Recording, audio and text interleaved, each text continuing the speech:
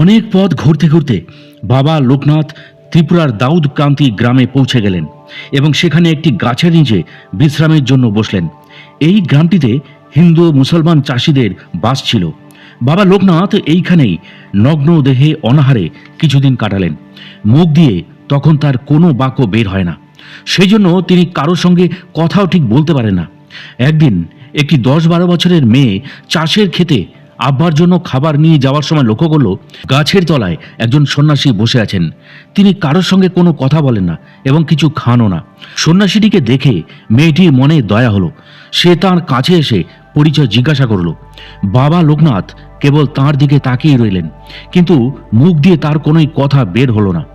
মেয়েটি তখন বাড়ি থেকে কিছু খাবার এনে তাকে খেতে দিলেন, কিন্তু দীর্ঘদিন কোনো শক্ত খাবার গ্রহণ না করার জন্য তিনি তার জিহ্বাতে কোনো খাবার নিতে পারলেন না। তার খাদ্য গ্রহণের অক্ষমতা দেখে মেয়েটির মনে করুণা হলো। সে তখনই বাড়িতে গিয়ে গরম দুধ এনে চামচে করে নিজেই বাবা লোকনাথকে খাইয়ে দিল। এইভাবেই মেয়েটি রোজ বারবার বাবার কাছে এসে তাকে সযত্নে দুধ খাইয়ে যায়। একদিন সে সুজির পায়েস বা মোহন ভোগের মতো কিছু একটা এনে বাবাকে খাইয়ে দিল। এইভাবে কয়েকদিন খাবার পর তিনি একটু একটু করে খাদ্য গ্রহণে সমর্থ হলেন এবং দু একটি কথা উচ্চারণ করতে পারলেন। মেয়েটি তখন বুঝল যে সন্ন্যাসী বাবা অনেকদিন অনাহারে থাকার জন্য কথা বলার শক্তি হারিয়েছেন। সে রোজ খাবার এনে বাবাকে খাইয়ে দিতে লাগলো। এইভাবে লোকনাথ বাবা তার শরীরে কিছু শক্তি সঞ্চয় করলেন এবং বাক শক্তিও ফিরে পেলেন। কিছুদিন খাদ্য গ্রহণের পর তিনি দেখলেন যে তার রক্তের রং, যা সাধনার সময় রসে পরিণত হয়ে গিয়েছিল, তা আবার লাল হচ্ছে। তিনি সেই মেয়েটিকে অনেক আশীর্বাদ করলেন। সেই নিম্নভূমিতে প্রথম ব্যক্তি যে বাবার কৃপা লাভ করেছিল। কি ছিল অলৌকিক অত্যাশ্চর্য সেই সব ঘটনাগুলি জানতে হলে ও এই চ্যানেলে নতুন হলে এখনই সাবস্ক্রাইব করুন আমাদের সাধক অলৌকিক রহস্য ইউটিউব চ্যানেলটিকে। আর এখন দেখছেন সাধক অলৌকিক রহস্য, বাংলা ভাষায় সাধক জীবনের অলৌকিক ঘটনায় সাজানো অডিও ও ভিডিও লাইব্রেরি। আসুন প্রিয় দর্শক ও শ্রোতা, তাহলে এবার শুরু করা যাক। This channel does not promote any violent, harmful, or illegal activities. All content provided by this channel is only meant for educational and entertainment purpose only. কিছুদিন একই জায়গায় কাটাবার পর বাবা লোকনাথ স্মরণ করলেন যে তাকে আরও এগিয়ে যেতে হবে। তিনি গ্রাম ছেড়ে আবার পথ চলা শুরু করলেন। একদিন তিনি পথে একটি গাছের নিচে আশ্রয় নিলেন। ওই জায়গাটি এখনকার বাংলাদেশের কুমিল্লা জেলার কাছাকাছি ছিল। কুমিল্লা জেলা ত্রিপুরা লাগোয়া। তিনি যখন গাছের নিচে ধ্যানমগ্ন, সেই সময় ডেঙ্গু কর্মকার নামে এক ব্যক্তি তাকে দেখতে পান। ডেঙ্গু কর্মকার একজন উলঙ্গ জটাজুটোধারী সন্ন্যাসীকে গাছের নিচে বসে থাকতে দেখে তার কাছে যান। ডেঙ্গু কর্মকার ছিলেন একজন ফৌজদারি মামলার আসামি।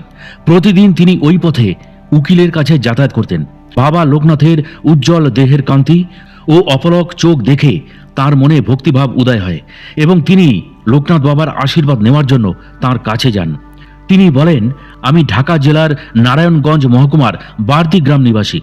দাউদকান্তি গ্রামে বিষয় সম্পত্তি দেখাশোনার জন্য আমাকে প্রায়শই আসতে হয়। আমি বর্তমানে একজন ফৌজদারি মামলার আসামি।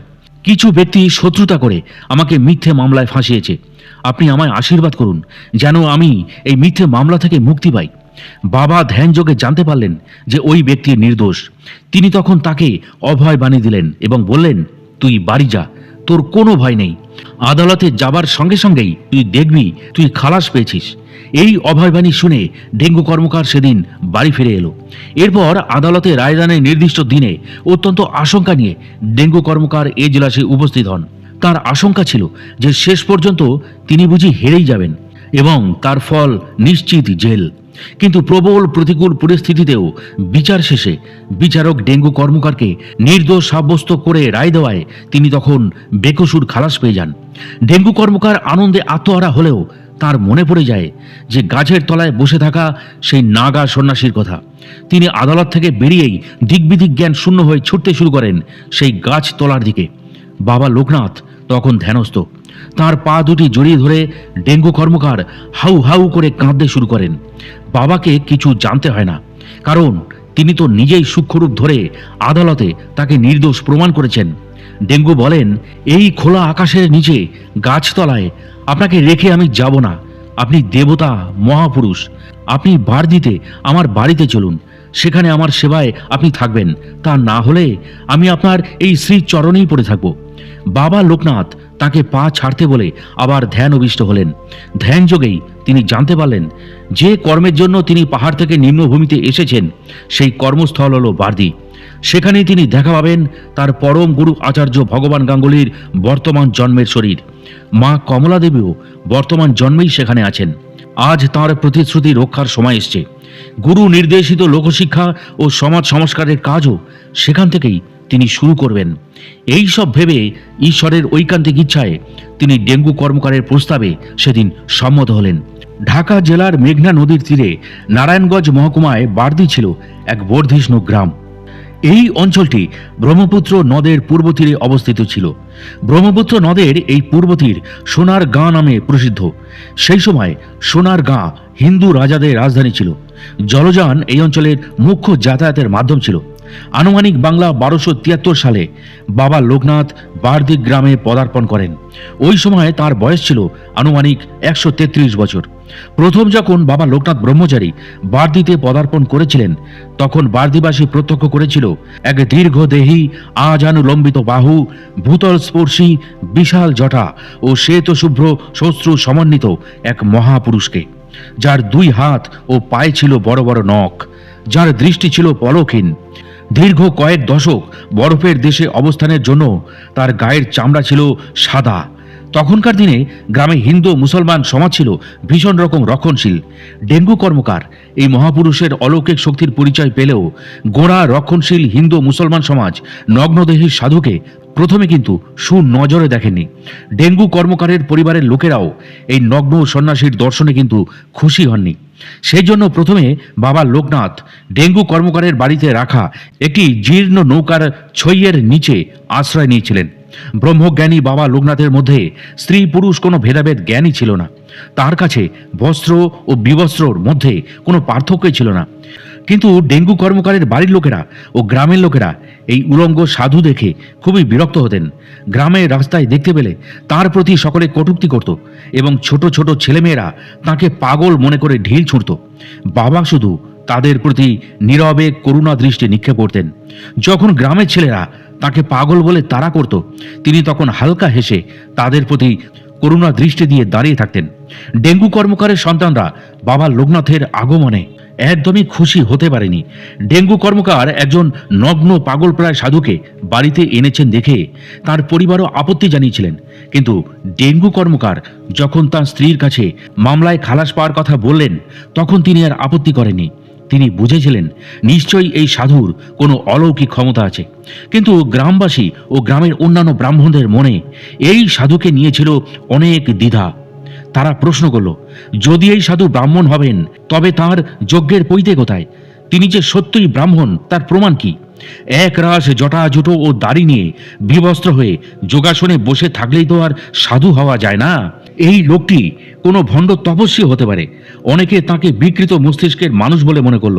গ্রামবাসী ও ব্রাহ্মণদের এই রকম অসন্তোষ প্রকাশ করা সত্ত্বেও ডেঙ্গু কর্মকার নির্বিকার এবং বাবা লোকনাথকে ঘরে স্থান দেবার ব্যাপারে অটল রইলেন। গ্রামবাসীরা বাবা লোকনাথকে পাগল বলে উপেক্ষা করতে লাগলো। এরপর একদিন ঘটল এক চমৎকার ব্যাপার। একটি বাড়ির বাইরের বারান্দায় বসে 3 জন প্রবীণ ব্রাহ্মণ সকালে স্থানান্তরে পৈতে গ্রন্থি দিচ্ছিলেন। কিন্তু পৈতের সুতো এমনভাবে জট পাকিয়ে গিয়েছিল যে তারা কিছুতেই তা খুলতে পারছিলেন না। বাবা লোকনাথ সেই সময় ব্রহ্মপুত্র নদীতে স্নান সেরে সেই পথেই ফিরছিলেন। 3 ব্রাহ্মণের গলদঘর্ম অবস্থা দেখে তিনি সেখানে দাঁড়িয়ে পড়লেন। তারপর ধীর পায়ে তাদের কাছে এগিয়ে গিয়ে বললেন, কি খুব সমস্যায় পড়েছ তাই না? প্রবীণ ব্রাহ্মণেরা হই হই করতে করতে বললেন, তোর এখানে কি চাই? দূরে সরে দাঁড়া, আমরা স্নান সেরে এসেছি। তুই ছুঁয়ে দিলে আবার ডুব দিতে হবে। যা, নিজের কাজে যা। বাবা লোকনাথ স্মিত হেসে বললেন, কেন, ছুঁয়ে দিলে কি হবে? আমি ছুঁয়ে দিলে তোমাদের কি জাত যাবে? ব্রাহ্মণদের মধ্যে থেকে একজন তখন খেকিয়ে উঠে বললেন, জাত তো যাবেই। জাত যাবে কিনা নিজে বুঝিস না হতচ্ছাড়া? তোর কি জাতের ঠিক আছে? মাথায় জটা রেখে গায়ে ভস্য মাখলে যদি সাধু হওয়া যেত তবে সাধু সন্ন্যাসীতে দেশটা ছেয়ে যেত। বাবা লোকনাথ ব্রাহ্মণদের কথায় বিন্দুমাত্র রেগে না গিয়ে স্মিত হেসেই জিজ্ঞাসা করলেন, তোমাদের কি গোত্র গা? প্রবীণ ব্রাহ্মণটি বললেন, কশ্যপ গোত্র। বাবা লোকনাথ উচ্চারণ করলেন, কাশ্যপ গোত্র? কাশ্যপ অবসর, নই ধ্রুব প্রবর। বাবা লোকনাথের মুখে এই কথা শুনে তিন অহংকারী ব্রাহ্মণ কেবল হতচকিত হলেন না, বিস্ময় বিস্ফারিত চোখে মহাযোগী বাবা লোকনাথের দিকে তাকিয়ে রইলেন। কয়েক মুহূর্ত আগে বর্ণশ্রেষ্ঠ ব্রাহ্মণ বলে যাদের মধ্যে আত্মম্ভরী ভাব প্রকট হয়েছিল, তারা এক পাগল প্রায় বিবস্ত্র সাধুর মুখে কশ্যপ গোত্রের গোত্র পবিতের কথা শুনে বিস্ময়ে হতবাক হয়ে গেলেন। মহাযোগী বাবা লোকনাথ তাদের দিকে স্থির দৃষ্টি দিয়ে তার ডান হাতটি বাড়িয়ে দিলেন। প্রবীণ ব্রাহ্মণটি বিস্ময়ে অবাক থেকে নীরবে হাতের জট পাকানোর পৈতেটি যন্ত্রের মতো বাবা লোকনাথের হাতে তুলে দিলেন, কিন্তু তিনি বাবা লোকনাথকে স্পর্শ করলেন না। বাবা লোকনাথ মুচকি হেসে বললেন, পাক লেগে যাওয়া পৈতে খুলতে হলে গায়ত্রী জপ করতে হয় গা, তবে গায়ত্রী জপে উচ্চারণ স্পষ্ট হওয়া দরকার। তারপর তিনি অস্ফুট স্বরে গায়ত্রী জপ করতে করতে জট পাকানো পৈতেটির দুইটি প্রান্ত ধরে সজোরে টান দিলেন। সঙ্গে সঙ্গে পৈতের পেঁয়াজ খুলে গেল। ব্রাহ্মণ তিনজন একে অন্যের মুখের দিকে তাকাতে লাগলেন। তাদের চোখের ভাষা প্রকাশ করেছিল, এ কোনো ছদ্মবেশী মহাপুরুষ নয় তো। মহাযোগী বাবা লোকনাথ পৈতের জট খুলে দিয়ে কাঠের খরম পায়ে বলিষ্ঠ পদক্ষেপে বাড়ির পথে হাঁটতে লাগলেন। অহংকারী ব্রাহ্মণেরা সেই পথের দিকে নীরবে তাকিয়ে থাকলেন। এই ঘটনাটি মুখে মুখে সারা গ্রামে ছড়িয়ে পড়তে লাগলো। গ্রামের সমাজপতিরা ও ব্রাহ্মণ সম্প্রদায় যারা এতদিন সেই মহাযোগীর অপযশ পড়ে বেড়াতেন, তারা এখন তাকে ছদ্মবেশী কোনো মহাপুরুষ মনে করলেন এবং তার চরণে নির্ভয় আশ্রয় নিলেন। গ্রামবাসীরাও তাকে ভক্তি ও শ্রদ্ধার চোখে দেখতে আরম্ভ করলেন। একদিন মহাযোগেশ্বর বাবা লোকনাথ বারুদি গ্রামে আগমনের পর গ্রামের প্রভূত উন্নতি হতে থাকল। তাঁর আগমনের আগে এই গ্রামে বসন্ত কলেরা মহামারীতে প্রতি বছর অনেক লোক মারা যেত, কিন্তু এই মহাপুরুষের আগমনে সেই মরক হঠাৎ করে বন্ধ হয়ে যায়। চাষিরা খেতে ভালো ফসল পেতে আরম্ভ করে, অনাবৃষ্টি বন্ধ হয়ে যায়, মৎস্যজীবীরা নদীতে প্রচুর মাছ পেতে থাকে। গ্রামে সব দিক থেকে উন্নতি দেখা যায়। গ্রামের লোকেরা তাকে দেবতা জ্ঞানে পূজা করতে থাকে এবং তার কাছে যা মানত করে তা সিদ্ধ হতে থাকে। সমস্ত গ্রামবাসীরা এই মহাযোগীর প্রভাবে প্রভাবিত হয়ে পড়ে। এই সময় ইংরেজ নীলকর ওয়াইজি সাহেবের সঙ্গে নীলের কুঠি নিয়ে জমিদার নাগবাবুদের সঙ্গে জোর দাঙ্গা বেঁধে যায়। ইংরেজের অস্ত্র বলে জমিদার বাবু ভীত হয়ে পড়েন।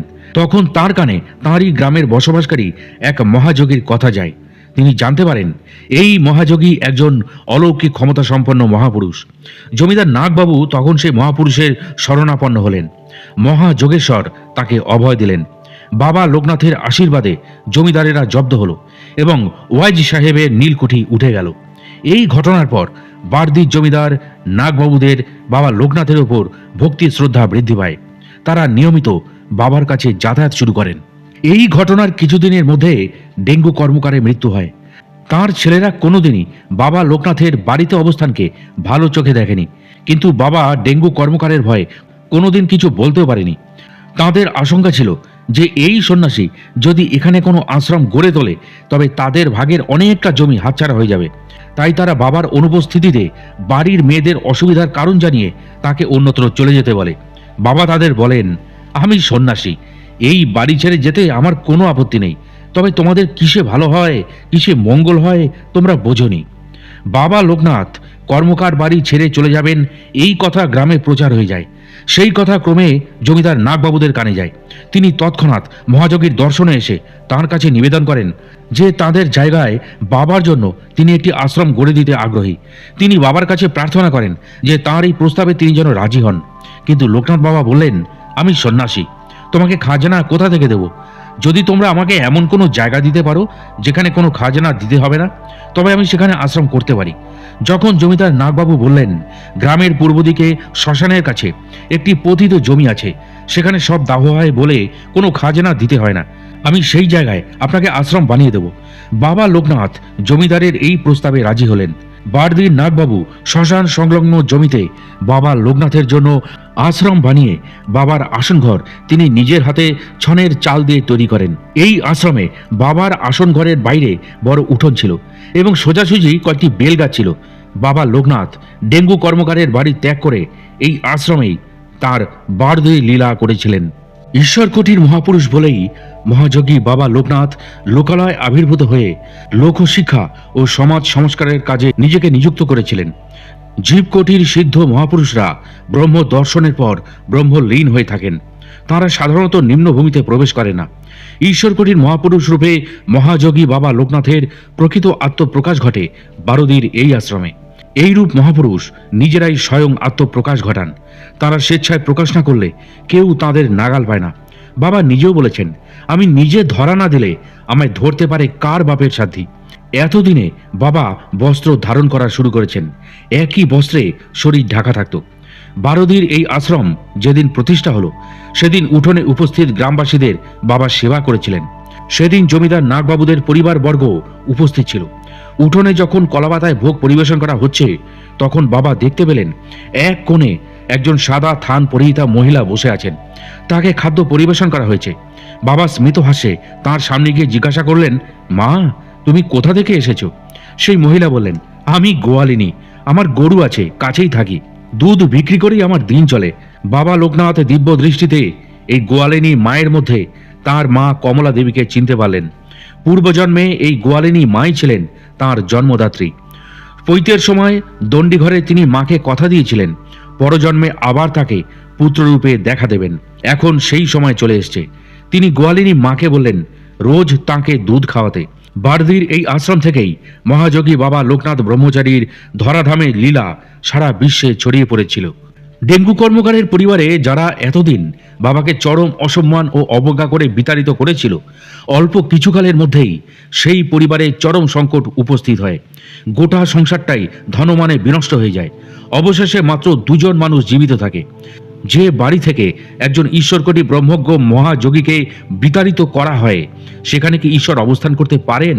অবশেষে যখন জীবিত বাকি দুজন ব্যক্তি তাদের ভুল বুঝতে পারে তখন কিন্তু অনেক দেরি হয়ে গেছে। কিন্তু এই বারদি আগমনও তার কাছে নিষ্কণ্টক হলো না। বারদি জমিদারদের অনেক শরিক ছিল। কোনো কোনো শরিক বলতে লাগলো, পইতে নেই, একজন ল্যাংটা সাধু আবার মহাপুরুষ হয় কি করে? একজন ল্যাংটা সাধুকে এখানে ঠাঁই দিলে মেয়েরা কি মনে করবে? সেই জন্য বাবা যখন বারদি আশ্রমে পদার্পণ করেন তিনি নাগবাবুদের কাছ থেকে একটি পইতে ও একটি সাদা কাপড় গ্রহণ করেছিলেন। তাও কোনো কোনো শরিকদের শত্রুতা ভাব যায়নি। একজন শরিক বলেন, বাবা যদি এতই মহাপুরুষ, এক সের দুধের মিষ্টান্ন রান্না কইরা সারা বারদি গ্রামে লোকরে খাওয়াউক দেখি। সেই কথা লোকনাথ বাবা জানতে পারলেন। বাবা আশ্রমের ভোগশালায় এক সের দুধের পায়েস বানাতে বললেন। পায়েসকে বাংলাদেশে মিষ্টান্ন বলা হয়। সেই মিষ্টান্ন তৈরি হলে বাবা সেই হাঁড়ি স্পর্শ করে সারা বারদি গ্রামের লোককে প্রসাদ দিতে বলেন। সেদিন সেই এক সের দুধের পায়েস প্রসাদ এক হাতা করে সারা বারদি গ্রামের লোক পেয়ে ধন্য হয়েছিল। যতক্ষণ একজন লোকও বাকি ছিল হাড়ির পায়েস কিন্তু শেষ হয়নি। এমনকি জমিদারদের বৈরী শরিকও সেই প্রসাদ পেয়ে ধন্য হয়েছিলেন এবং বাবার কৃপা ভিক্ষা করেছিলেন। বারদি গ্রামে এইভাবেই বাবা লোকনাথ নিজের মর্তলীলা শুরু করলেন। মহাযোগী বাবা লোকনাথ ব্রহ্মচারী শতাধিক বছর যোগ সাধনা করে যে অনন্য সিদ্ধি প্রাপ্ত হয়েছিলেন এবং দেব সারূপ্য লাভ করেছিলেন তাহার তুলনা কলিযুগে যোগ সাধনার ইতিহাসে সত্যিই বিরল। পঞ্চভূতে তৈরি এক মানব দেহকে কঠোর যোগ সাধনার মাধ্যমে কিভাবে দেব ও দেহে উন্নীত করা যায়, এই যোগেশ্বরের সিদ্ধ জীবনী তার এক উজ্জ্বল দৃষ্টান্ত। মহাযোগেশ্বর বাবা লোকনাথ ব্রহ্মচারী তার একনিষ্ঠ যোগ সাধনার মাধ্যমে সে কথা প্রমাণ করে দিয়ে গেছেন যে মানব দেহেই বৈদিক দেবতারা অবস্থান করেন এবং একাগ্র যোগ সাধনার মাধ্যমে তাদের জাগ্রত করে মানব দেহকে দেব ও দেহে রূপান্তরিত করা কিন্তু সত্যিই সম্ভব। অথর্ববেদে মানব দেহে 33 বৈদিক দেবতার অবস্থানের কথা জানতে পারা যায়, কিন্তু সেই দেবতাদের জাগ্রত করে মানব দেহকে দেব সারূপ্য করার প্রক্রিয়া মহাযোগী বাবা লোকনাথ ব্রহ্মচারীর যোগ জীবন থেকে জানা যায়।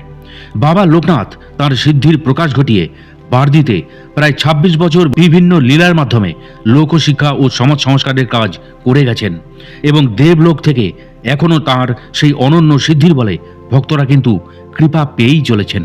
প্রাপ্তি সিদ্ধির অধিকারী, নিজের ইন্দ্রিয় শক্তির সাহায্যে সমস্ত প্রাণীদের ইন্দ্রিয় শক্তির সংযোগ স্থাপন করতে তিনি সক্ষম হন।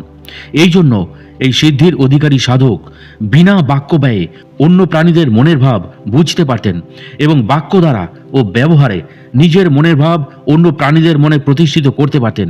এই সিদ্ধি বলে বাবা লোকনাথ যে কোনো কীট পতঙ্গ, হিংস্র প্রাণী অথবা সরীসৃপের সঙ্গে সখ্যতা স্থাপন করতে পারতেন। যোগ সাধনা বলে বিভিন্ন সময় দেখা গেছে যে হিংস্র প্রাণীরা জঙ্গলে লোকনাথ বাবার কাছে এসে তার বশ্যতা স্বীকার করে চলে গেছে, তার প্রতি কোনো হিংস্রতার প্রদর্শনই করেনি। বারদিতে বিভিন্ন সময় এই সিদ্ধির প্রকাশ ঘটিয়ে বাবা জনমানুষকে এই শিক্ষায় দিতে চেয়েছিলেন যে অহিংসার মাধ্যমে যে কোনো হিংস্র প্রাণীকেও বশে আনা যায়। চন্দ্রনাথ পাহাড়ে বাঘিনীর ঘটনা একথা প্রমাণ করে যে বনের হিংস্র জন্তুরাও বাবার কথা বুঝতে পারত, অর্থাৎ বাবা লোকনাথের ইন্দ্রিয়ের সঙ্গে তাঁদের ইন্দ্রিয়ের যোগ স্থাপনা করতে পারত। এই সিদ্ধির প্রকাশ আবার বারদিতেও দেখতে পাওয়া গেছিল। লোকনাথ বাবার বারদিতে আগমন, সেখানকার সমাজপতিরা কিন্তু তাতে সন্তুষ্ট ছিলেন না। তারা ভেবেছিলেন যে অলৌকিক ক্ষমতা সম্পন্ন এই যোগী যদি গ্রামে বাস করেন তবে তার উত্তরোত্তর ভক্ত সংখ্যা বৃদ্ধি পাবে এবং গ্রামে সমাজপতি ও তথাকথিত ব্রাহ্মণদের গুরুত্ব কমে যাবে। এই জন্য তারা ভাবতেন কিভাবে এই যোগীকে বারদি থেকে তাড়ানো যায়। এই সমাজপতিদের কারোর এমন সামর্থ্য ছিল না যে তারা মুখোমুখি শাস্ত্র আলোচনার মাধ্যমে লোকনাথ বাবাকে পরাজিত করতে পারবেন। তারপর গ্রামের জমিদার স্বয়ং যেখানে তার ভক্ত হয়ে পড়েছেন সেখানে জমিদারের কাছে গেলেও তাদের মনোবাসনা পূর্ণ হবার কিন্তু আশা নেই। প্রথম দিকে তারা চেষ্টা করেছিলেন গ্রামের সাধারণ মানুষকে খেপিয়ে বাবার বিরুদ্ধে জনমত গড়ে তোলার জন্য, কিন্তু সাধারণ মানুষ যখন বাবার দ্বারা উপকৃত হতে লাগলেন তখন ক্রমশ বাংলাদেশের বিভিন্ন জেলা থেকে লোক এসে বারদি আশ্রমে বাবার কৃপা লাভ করতে লাগলো। বাবার নাম বারদি থেকে সারা বাংলায় ছড়িয়ে পড়তে লাগলো। কাজে সমাজপতিরা এই অবস্থায় সাধারণ মানুষকে খেপিয়ে তোলার মতলব ছেড়ে এবার বিভিন্ন ধর্ম সম্প্রদায়ের লোককে খেপিয়ে তোলা শুরু করলেন। ঢাকা জেলায় সেই সময় ব্রাহ্ম সমাজের যথেষ্ট প্রতিপত্তি ছিল। বাবা লোকনাথ ব্রহ্মচারী প্রভাব ঢাকা জেলায় যত বাড়তে থাকে ব্রাহ্ম সমাজের প্রভাব তত কমতে থাকে। ব্রাহ্ম সমাজের সভ্যরা ব্রহ্মের উপাসনা করলেও বাবা লোকনাথের মতো কোনো ব্রহ্মজ্ঞ ব্যক্তিত্ব তাদের তৎকালীন সমাজে ছিলেন না। সেই জন্য লোকনাথ বাবার ক্রমবর্ধমান প্রভাবকে শক্তিহীন করার মতো কোনো শক্তি সেই সমাজের তখন ছিল না। কিন্তু বাবা লোকনাথের প্রভাবে তাদের সমাজের ক্রম হ্রাসমান প্রতিপত্তিতে তারা চিন্তিত হয়ে পড়েছিলেন। তারা বুঝতে পেরেছিলেন অমিত যোগশক্তির অধিকারী এই ব্রহ্মজ্ঞানী পুরুষকে বিরুদ্ধ প্রচারের মাধ্যমে বারদি থেকে বিতাড়িত করা সম্ভব হবে না। এর ওপর তখন বারদি ও তার আশপাশের সমস্ত গ্রামের সকল সম্প্রদায়ের লোকই লোকনাথ বাবার পরম ভক্ত হয়ে উঠেছে। সেই জন্য তারা ও বারদির সমাজপতিরা মিলে এক ষড়যন্ত্র রচনা করলেন। তারা দুজন হীন প্রকৃতির ব্রাহ্ম যুবককে নিয়োগ করলেন লোকনাথ বাবাকে রাতের অন্ধকারে মেরে বারদি থেকে তাড়িয়ে ব্রহ্মপুত্র পার করে দিয়ে আসতে। ব্রাহ্ম যুবক দুজন ঠিক করলো যে সেই রাতের অন্ধকারে বারদি আশ্রমে গিয়ে তারা এই কাজ সারবে। একদিন গভীর রাতে যখন চারিদিক অন্ধকারে ডুবে আছে এবং আশ্রমের সবাই নিদ্রামগ্ন, সেই সময় দুজন আশ্রমে হাজির হলো নিশুতি রাতে। আশ্রম তখন নিস্তব্ধ, তাদের কেউ দেখতে পাচ্ছে না। যুবক দুজন লাঠি নিয়ে আশ্রমের উঠোনে বাবার ঘরের সামনে দাঁড়িয়ে আছে। এমন সময় হঠাৎ কোথা থেকে একটি হিংস্র বাঘিনী গর্জন করতে করতে আশ্রমের দ্বারের দিকে ছুটে এলো। যুবক দুজন ভয় পেয়ে চিৎকার করে আশ্রমের একটি ঘরে গিয়ে লুকিয়ে রইল। বাঘিনীটি প্রচণ্ড গর্জন করতে করতে উঠোন পার হয়ে লোকনাথ বাবার ঘরের সামনে এসে দাঁড়ালো। যুবক দুজন বেড়ার ফাঁক দিয়ে দেখতে পেল যে লোকনাথ বাবা তার ঘরের দরজা খুলে বারান্দায় বেরিয়ে এসেছেন। তারা মনে মনে আনন্দিত হলো যে এবার তাদের কাজটা বাঘিনীই করে দেবে, তাদের আর মারতে হবে না। বাঘিনীর সেই নরহত্যা লীলা দেখবার আশায় তারা বেড়ার ফাঁকে চোখ রেখে দাঁড়িয়ে রইল। তারা ভাবছিল এইবার বাঘিনী বাবার ওপর লাফিয়ে পড়ে দেহটাকে ছিঁড়ে খাবে আর ঘাড়ে করে নিয়ে চলে যাবে। তাদের আর বাবার দেহ টেনে নিয়ে ব্রহ্মপুত্র পার করতে হবে না। কিন্তু একই হিংস্র বাঘিনীটা গর্জন থামিয়ে চুপ করে পোষা বিড়ালের মতো বাবার পায়ে লুটিয়ে পড়ল। লোকনাথ বাবা তখন তার মাথায় গলায় হাত বোলাতে বোলাতে বললেন, মা গো, তোমার এই সময় আশ্রমে আসা ঠিক হয়নি। দেখছো না তোমার ভয়ে দুজন যুবক আমার কাছে আসতে পারছে না, তাদের ঘরে লুকিয়ে থাকতে কত কষ্ট হচ্ছে। লোকনাথ বাবার কথা শুনে বাঘিনী শান্তভাবে উঠে দাঁড়িয়ে তার মুখপানে একবার তাকিয়ে এক লাফে আশ্রম থেকে বেরিয়ে চলে গেল। লোকনাথ বাবা সেই দিকে তাকিয়ে রইলেন। বনের হিংস্র বাঘিনী যে মানুষের কথা বুঝতে পারে, এটা ছিল সেই যুবকদের কল্পনারও অতীত। তারা চোখে যা দেখল তা যেন তাদের বিশ্বাসই হচ্ছে না। এই রকম বিস্ময়কর ঘটনা যে ঘটতে পারে তা তারা কল্পনাও ভাবতে পারে না। লাঠি থেকে তাদের হাতের মুঠি আলগা হয়ে গেল। ঘরের মধ্যেই দুজন ঘামতে থাকলো। তারা বুঝতে পারল যে যাকে তারা মারতে এসেছিল তিনি কোনো সামান্য সাধু নন, তিনি একজন অসাধারণ অলৌকিক যোগশক্তির অধিকারী, এক মহাপুরুষ, যার সামনে বনের হিংস্র প্রাণীও মাথা নত করে বশ্যতা স্বীকার করে নেয়। এই রকম মহাপুরুষকে আঘাত করার জন্য তারা এসেছে, এই মনে করে তাদের মনে অনুশোচনা হলো। তারা গভীরভাবে অনুতপ্ত হয়ে ও লজ্জায় মাথা নিচু করে ঘর থেকে বেরিয়ে এসে লোকনাথ বাবার চরণে লুটিয়ে পড়ল। বাবার কাছে সেদিন তারা তাদের আশ্রমে আসার উদ্দেশ্য স্বীকার করল এবং নিজেদের দোষ কবুল করে তাঁর কৃপা ভিক্ষা করল। দোষী যত বড় দোষই করুক, যদি সে দোষ স্বীকার করে ক্ষমা প্রার্থনা করত, তবে লোকনাথ বাবার মন কিন্তু গলে যেত। তিনি সবসময় অপরাধীকে ক্ষমা করতেন। তিনি বলতেন, অপরাধকে ঘৃণা করো, অপরাধীকে নয়। অনুতপ্ত যুবকদের স্বীকারোক্তি ও ক্ষমা প্রার্থনায় বাবা লোকনাথ তাদের ক্ষমা করে বললেন, যা, তোরা বাড়ি যা, এমন কাজ আর করিস না, তোদের চৈতন্য হোক। এই লীলার মাধ্যমে লোকনাথ বাবা বোঝাতে চেয়েছিলেন যে হিংসা থেকেই হিংসার বৃদ্ধি হয়। ব্রাহ্ম যুবকদের মনে হিংসাবৃত্তি ছিল বলেই বাঘিনী গর্জন করতে করতে তাদের দিকে ছুটে এসেছিল। কিন্তু অহিংসা সিদ্ধ বাবা লোকনাথ সামনে দাঁড়াতেই সে গর্জন থামিয়ে তার পায়ে লুটিয়ে পড়েছিল। আবার বাবা চলে যেতে বলায় সে আশ্রম ছেড়ে চলেও গিয়েছিল। মহাযোগীর অহিংসাবৃত্তির প্রভাবে বনের হিংস্র বাঘিনীও হিংসাবৃত্তি ত্যাগ করেছিল সেই দিন। এই লীলা প্রকাশের মাধ্যমে বাবা লোকনাথ তৎকালীন হিন্দু মুসলমান সমাজের ক্রমবর্ধমান হিংসা বৃদ্ধি রোধের জন্য এই শিক্ষা প্রচার করতে চেয়েছিলেন যে বনের এক হিংস্র প্রাণীও অহিংসা বৃত্তি অবলম্বনকারীদের সামনে হিংসা বৃত্তি পরিত্যাগ করে। সেই জন্য একই সমাজে বিভিন্ন সম্প্রদায়ের লোক কেন হিংসাবৃত্তি ত্যাগ করে অহিংসভাবে নিজেদের পাশে বাস করতে পারবে না? এ এক ঈশ্বরকোটি সাধক পুরুষের অমিত যোগৈশ্বর্য প্রকাশের লীলা। মহাশক্তিধর যোগীদের জীবনে এই রকম লীলার বিরল প্রকাশ দেখা যায়। কলিযুগে এটাই ছিল বিরলতম। বাবা লোকনাথের ছিল দয়ার শরীর। কোনো প্রাণীর দুঃখ কষ্ট দেখলেই তার করুণা হতো। তার কাছে মানুষ ও অন্য জীবীদের মধ্যে কোনো পার্থক্যই ছিল না। একদিন রাতে একজন শিষ্য বাবার ঘরের দক্ষিণ দিকের বারান্দায় কম্বল বিছিয়ে জপের আসন করছেন। তিনি জপ শুরু করবেন, এমন সময় একটি ঘেউ কুকুর এসে তার কাছে বসে গা চুলকাতে লাগলো। কুকুরটির গা থেকে দুর্গন্ধ বেরোচ্ছিল। শিষ্যটি তখন আসন তুলে নিয়ে পূর্ব দিকের বারান্দায় বসলেন। সেখানে জপ শুরু করতে যাবেন, এমন সময় সেই কুকুরটি আবার তার কাছে বসে গা চুলকাতে লাগলো। শিষ্যটি কুকুরটিকে তাড়ালেও সে যায় না। তখন শিষ্যটি সেই জায়গা ছেড়ে আবার অন্য এক জায়গায় গিয়ে আসন পাতলেন। কুকুরটিও সেখানে গিয়ে তার কাছে বসলো। যেহেতু বাবা ঘরে আছেন, সেজন্য শিষ্যটি চেঁচামেচি করতে পারছেন না। কিন্তু কুকুরের এই আগমনে যথেষ্ট বিরক্ত তিনি হচ্ছেন। সে রাগ করে মনে মনে বলছে, বাবা এভাবে আমায় একটা কুকুর দিয়ে বিরক্ত করছেন, জব করতে দিচ্ছেন না। যেই তিনি এই কথা মনে মনে বললেন, অমনি সেই কুকুরটা সেই জায়গা ছেড়ে তখনই চলে গেল।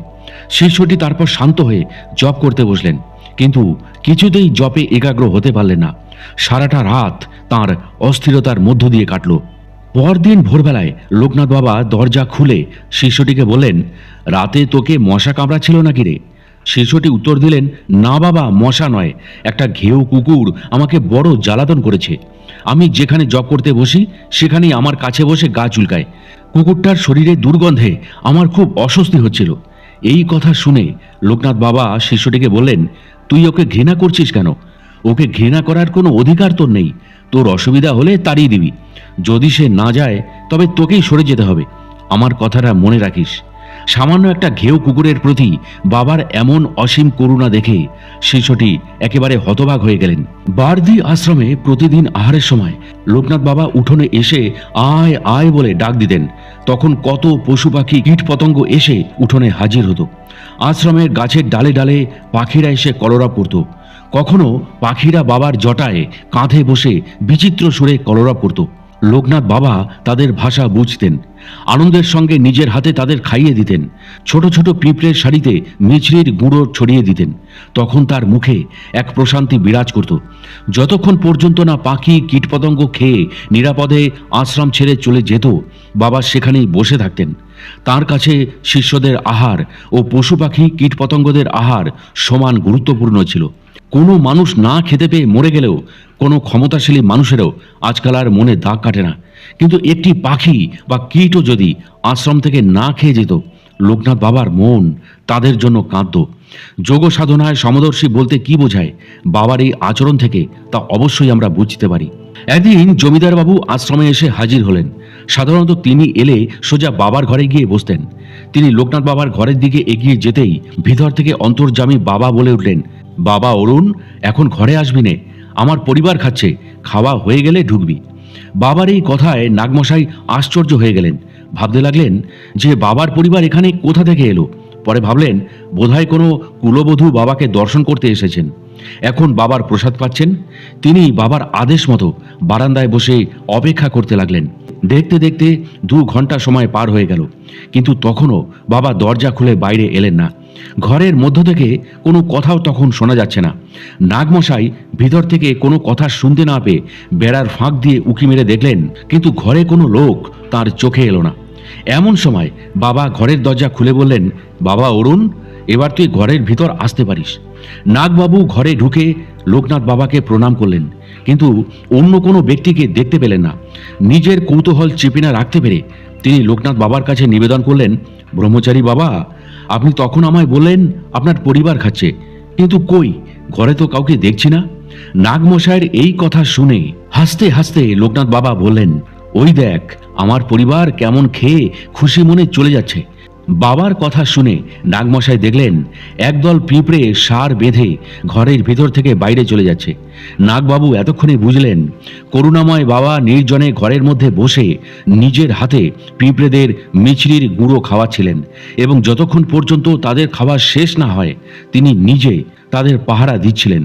পিঁপড়েদের খাবার সময় কেউ যদি ঘরে ঢোকে তবে তাদের পায়ের নিচে পড়ে যাওয়ার সম্ভাবনা আছে। সেই জন্যই লোকনাথ বাবা সেই সময় কাউকেই ঘরে ঢুকতে দেননি।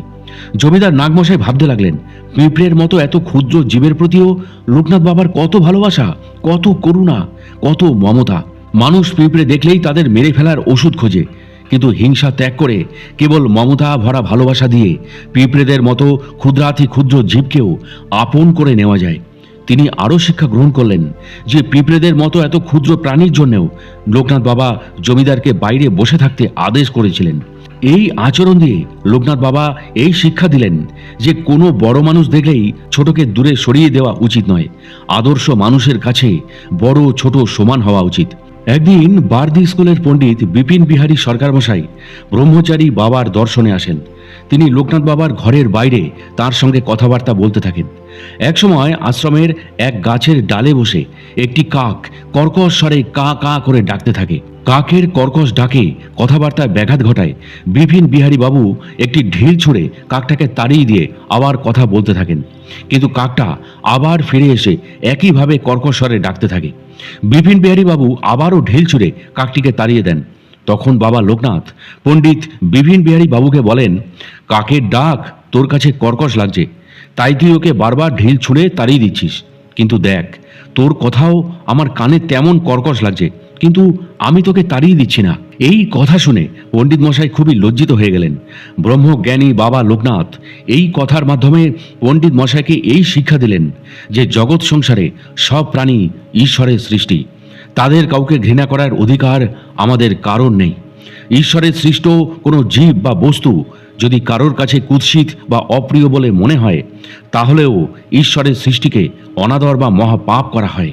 বারদি আশ্রমে প্রতিদিন একটি ষাঁড় এসে বাবাকে দর্শন করে যেত। বাবা লোকনাথ তার নাম রেখেছিলেন কালাচাঁদ। একদিন বারদির এক ভক্ত চাষি এসে এক কাঁদি মর্তমান কলা এনে বাবার ঘরের সামনে রেখে তার উদ্দেশ্যে প্রণাম জানিয়ে চলে গেল। বাবার ঘর তখন বন্ধ ছিল। ঘরের বারান্দায় আশ্রম ভৃত্য ভজলেরাম বসেছিল। এমন সময় কালাচাঁদ এসে সামনের মর্তমান কলা দেখতে পেয়ে খেতে আরম্ভ করলো। ভজলেরাম এই কাণ্ড দেখে চেঁচামেচি শুরু করে দিল। তার চেঁচামেচি শুনে চাষি ভক্তটি ফিরে এসে দেখে তার দেওয়া কলার কাঁদি থেকে ষাঁড়টি সব কলা খেয়ে ফেলেছে।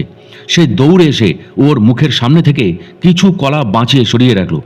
এমন সময় বাবা দরজা খুলে বেরিয়ে সেই ভক্তটিকে বললেন, তুই ওর গ্রাসের কলা সরিয়ে নিলি কেন? সেই সময় কালাচাঁদ বাবার মুখের দিকে করুণভাবে তাকিয়ে দাঁড়িয়েছিল। ভক্তটি বলল, বাবা, আমি ওর গ্রাসের কলা নিইনি, কাঁদিতে যে কলাটা পড়েছিল সেইগুলি সরিয়ে রেখেছি। বাবা বললেন, যে কলা তুই আমাকে নিবেদন করেছিস তাতে আর তোর কি অধিকার? কালা চাঁদ আমার কলা খেয়েছে, তুই ওর সামনে থেকে কলা নিলি কেন? ভক্তটি তখন তার ভুল বুঝতে পারল এবং সেই কলাগুলি এনে কালাচাঁদকে নিজের হাতে খাইয়ে দিল। বাবা এবার শান্ত হলেন। যখন ভক্তটি কালাচাঁদের সামনে থেকে কলাগুলি সরিয়ে নেয়, তখন সে করুণভাবে বাবার ঘরের দিকে তাকিয়েছিল। বাবার ইন্দ্রিয় কালাচাঁদের দুঃখ বুঝতে পেরে সঙ্গে সঙ্গে দরজা খুলে বেরিয়েছিলেন। আর এই ঘটনার মাধ্যমে বাবা সব ভক্তকে এই শিক্ষা সেদিন দিলেন যে আশ্রমের প্রতিটি জিনিসের ওপর সবার সমান অধিকার। বাবা এখানে ভক্তদের আরও একটি বার্তা দিতে চেয়েছিলেন যে দেবতার সামনে কিছু নিবেদন করলে সেটা সম্পূর্ণ ত্যাগ করে দিতে হয়। নিবেদিত দ্রব্য যখন দেবতার হয়, তখন নিবেদনের শেষে সেই দ্রব্য কে গ্রহণ করলো তা নিয়ে নিবেদনকারীর মাথা ঘামানো উচিত নয়। যখন নিবেদনকারী দেবতাকে নিবেদন করার পরেও সেই দ্রব্যের প্রতি মোহ রাখে, তখন বোঝা যায় যে সে সেই দ্রব্যের প্রতি সম্পূর্ণ স্বার্থ ত্যাগ করতে পারেনি। এমন দ্রব্য দেবতার পূজায় লাগে না। ভক্তদের অহিংসার শিক্ষা দিতে ব্রহ্মচারী বাবা লোকনাথের আরেকটি ঘটনার উল্লেখ করা যায়। একদিন বাবা ভক্তদের বিভিন্ন উপদেশ দান করছিলেন। সেই সময় একজন গ্রামের মহিলা এক বাটি গরম দুধ বাবার সেবার জন্য এনে তার সামনে নিবেদন করে প্রণাম জানিয়ে বাইরে গেলেন। দুধ ঠান্ডা হয়ে গেলেও বাবার সেদিকে খেয়াল নেই। একজন ভক্ত বাবাকে দুধের কথা মনে করিয়ে দিতে তিনি আয় আয় বলে ডাকতে লাগলেন। উপস্থিত কেউ কিন্তু বুঝতে পারল না যে বাবা কাকে ডাকছেন।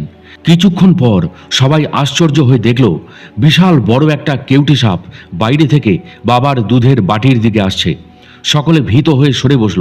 কয়েকজন তো চিৎকার করে কাঠের মতো জড়সড় হয়ে বাবার গা ঘেঁষে গিয়ে বসল। সাপটি ব্রহ্মচারী বাবার সামনে গিয়ে তার বিশাল ফণা বিস্তার করল। বাবা আদর করে ফণাটিকে ধরে দুধের বাটির মধ্যে ডুবিয়ে দিলেন।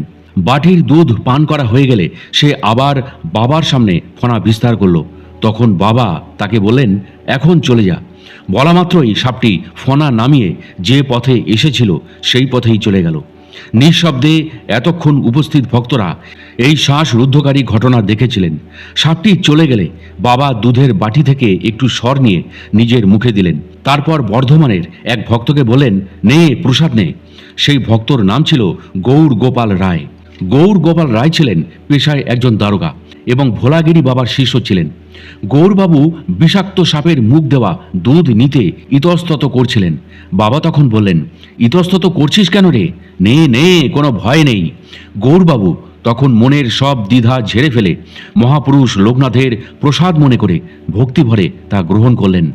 সকল ভক্তের সামনে এই রকম বিষধর সাপের সঙ্গে অহিংসা ভাব দেখিয়ে বাবা সকলকে এই শিক্ষা দিলেন যে কেউটের মতো বিষাক্ত সাপও অহিংসার ভাব প্রদর্শনে তার স্বভাবজাত হিংস্রতা ভুলে বশ্যতা স্বীকার করে, কিন্তু মানুষ হিংসার বশবর্তী হয়ে একে অপরের মধ্যে বিভেদের পাঁচিল সৃষ্টি করে। শব্দ ব্রহ্মের তপস্যায় সিদ্ধ হয়ে বাবা লোকনাথ বহু দূরের কোনো মানুষ, জন্তু, কীটপতঙ্গ ও পাখির গুঞ্জন অথবা গর্জনের শব্দ শুনে তাদের মনের ভাব বুঝতে পারতেন।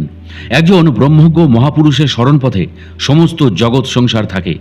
এই জগতের কে কোথায় কি করছেন সেটা তার কাছে দৃশ্যমান হয় এবং তিনি সে কথা বলে দিতে পারেন। মহাযোগেশ্বর বাবা লোকনাথ ব্রহ্মচারীর দুর্লভ ঈশিতা সিদ্ধির দ্বারা এই মনোধারণা করতে পারতেন যে ঈশ্বর সারা আকাশব্যাপী সূক্ষ্মাত্মা রূপে বিরাজমান।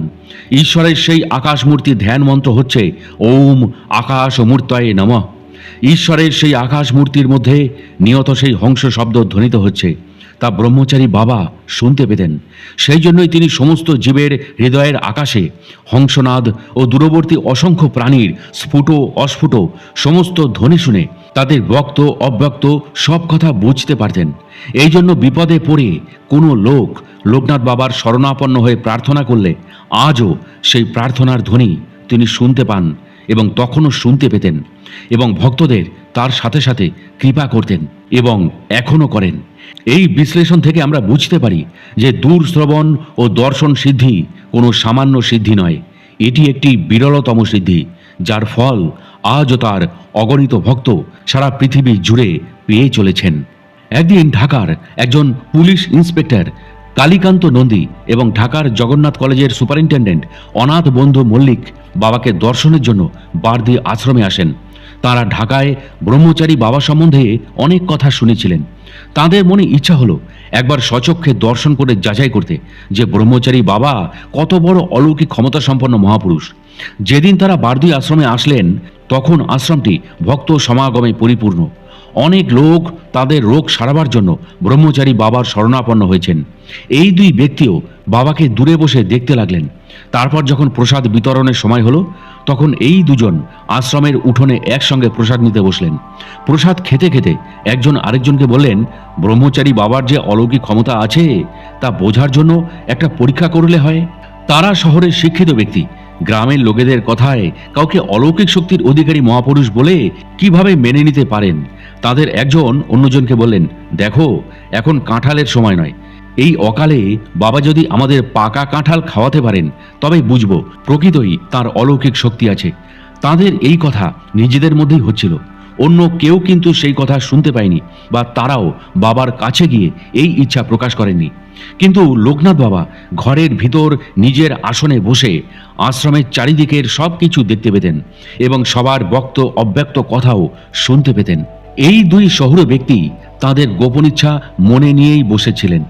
এই কথোপকথনের প্রায় ঘন্টা দুই বাদে দেখা গেল একজন লোক একটা বড় পাকা কাঁঠাল মাথায় নিয়ে আশ্রমে এসে বাবার ঘরের সামনে রাখল।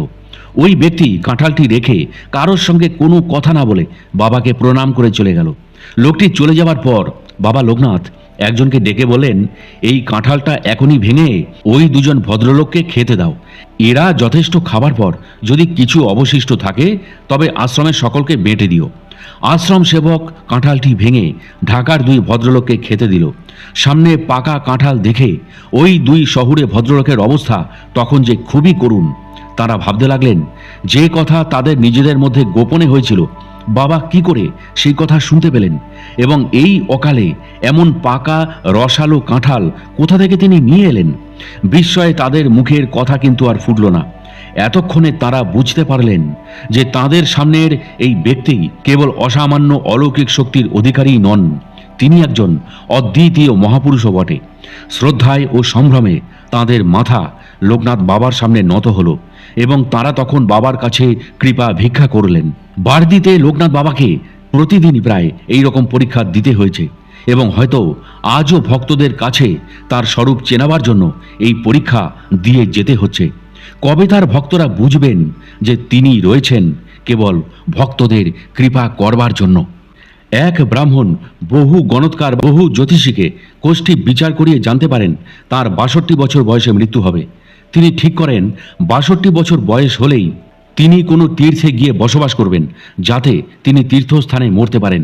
পরে ব্রহ্মচারী লোকনাথ বাবার কথা শুনে তিনি বারদি আশ্রমে তাকে দর্শন করতে আসেন। তিনি বাবার সামনে গিয়ে বসলে বাবা জিজ্ঞাসা করেন, কেন এসেছো? ব্রাহ্মণ বলেন, গণকেরা বলেছে ৬২ বছর বয়সে আমার মৃত্যু হবে, কিন্তু গণকের কথায় আমার সম্পূর্ণ বিশ্বাস হচ্ছে না। নিশ্চিত মৃত্যু ৬২ বছর বয়সে হবে কিনা তাই জানতে আপনার কাছে এসেছি। ব্রহ্মচারী লোকনাথ বাবা সে ব্রাহ্মণের দিকে তাকিয়ে বললেন, তোমাকে কুষ্ঠরোগে ধরেছে, বাড়িতে ফিরে যাও, সম্প্রতি কোথাও যেতে হবে না। ১০-১৫ বছর পর পারলে একবার এসে সাক্ষাৎ করে যেও, তুমি ভালো হয়ে যাবে। ব্রহ্মচারী বাবা সেই বৃদ্ধ ব্রাহ্মণের শরীরের ওপর যে দৃষ্টি নিক্ষেপ করেছিলেন তাতেই তিনি কুষ্ঠ মুক্ত হয়ে যান এবং ৮৩ বছরেরও কিছু বেশি সময় পর্যন্ত তিনি বেঁচে ছিলেন বলে জানা গেছিল। এই ঘটনা থেকে বোঝা যায় যে লোকনাথ বাবা তার ঈশিতা সিদ্ধি বলে যে শুধু ব্রাহ্মণকে মৃত্যু ভয় থেকে মুক্ত করেছিলেন তাই নয়, তার চোখের থেকে যে আলোর বিকিরণ ব্রাহ্মণের শরীরে প্রবেশ করেছিল তাতে তার কুষ্ঠ রোগ মুক্তিও ঘটে। এইভাবে লোকনাথ বাবার অযাচিত করুণা তার ভক্তরা কিন্তু পেয়ে এসেছিলেন। শ্রী ব্রজেন্দ্র কুমার বসু বাবার একজন ভক্ত ছিলেন। তিনি উকিল। একসময় তিনি পেটের শূল রোগে আক্রান্ত হন। অনেক ডাক্তার দেখিয়েও রোগের তো কোনো উপশমই হলো না, বরং পেটের ব্যথা আরও বেড়ে গেল। যখন তিনি রোগে খুবই কষ্ট পাচ্ছিলেন এবং কোনোভাবেই সেই রোগ থেকে নিস্তার পাচ্ছিলেন না, সেই সময় লোকনাথ বাবার অন্য এক ভক্ত তাকে বারো দিতে গিয়ে লোকনাথ বাবাকে সব জানাতে বললেন। ব্রজেন্দ্রবাবু তখন মনে মনে বাবার কাছে প্রার্থনা জানিয়ে রোগ নিরাময়ের আশায় আশ্রমে উপস্থিত হন। লোকনাথ বাবা তখন ভক্ত পরিবেষ্টিত হয়ে উপদেশ দান করছিলেন। ব্রজেন্দ্র বাবুও তাদের মাঝে গিয়ে বসলেন। এমন সময় তার প্রচণ্ড শূল বেদনা শুরু হলো। তিনি তখন বাবার দিব্য দেহ স্মরণ করে মনে করতে লাগলেন যে একবার যদি বাবা তার পা আমার ব্যথার জায়গায় স্পর্শ করান, তাহলে আমার ব্যথার এখনই উপশম হতে পারে। কিন্তু কি করে তা সম্ভব? তিনি মনে মনে কাতরভাবে লোকনাথ বাবার কাছে নির্বাক হয়ে সেই আকুতি করতে লাগলেন। আশ্চর্যজনকভাবে সেই সময় লোকনাথ বাবা বললেন, আমার পায়ে ঝিঁঝি ধরেছে, তোদের কেউ এসে আমার পাটা একটু টিপে দিত। এই কথা শোনার সঙ্গে সঙ্গে ব্রজেন্দ্র বাবু তাড়াতাড়ি সবাইকে ডিঙিয়ে বাবার সামনে বসে তার পাখানি ভক্তিভরে নিয়ে নিজের পেটের ব্যথার জায়গায় স্পর্শ করালেন। তারপর দু হাতে তার পা টিপে দিতে লাগলেন। তিনি লক্ষ্য করলেন মহাপুরুষের দিব্যদেহের স্পর্শে এবং তার করুণায় ব্রজেন্দ্রবাবুর শূল ব্যথা কমে গেল এবং তা চিরতরে তার শরীর থেকে বিদায় নিল। বাবা লোকনাথ ছিলেন অন্তর্যামী। তিনি ব্রজেন্দ্রবাবুর কাতর প্রার্থনা দূর শ্রবণ সিদ্ধি বলে শুনতে পেয়েছিলেন এবং তখন মনে মনে সংকল্প করেছিলেন তাকে কৃপা করার। তাই তিনি পা টেপানোর ছলে তাকে সুযোগ করে দিয়েছিলেন তাঁর পাটি ব্রজেন্দ্রবাবুর ব্যথার জায়গায় স্পর্শ করাবার জন্য। বাবার যথা সংকল্প সিদ্ধির বলে ব্রজেন্দ্রবাবু শূল রোগ থেকে চিরতরে অব্যাহতি পেলেন। এরপর ব্রজেন্দ্রবাবু সবার কাছে তার রোগ নিরাময় কল্পে আশ্রমে আগমনের কথা ও তার অস্ফুট প্রার্থনার কথা বললেন।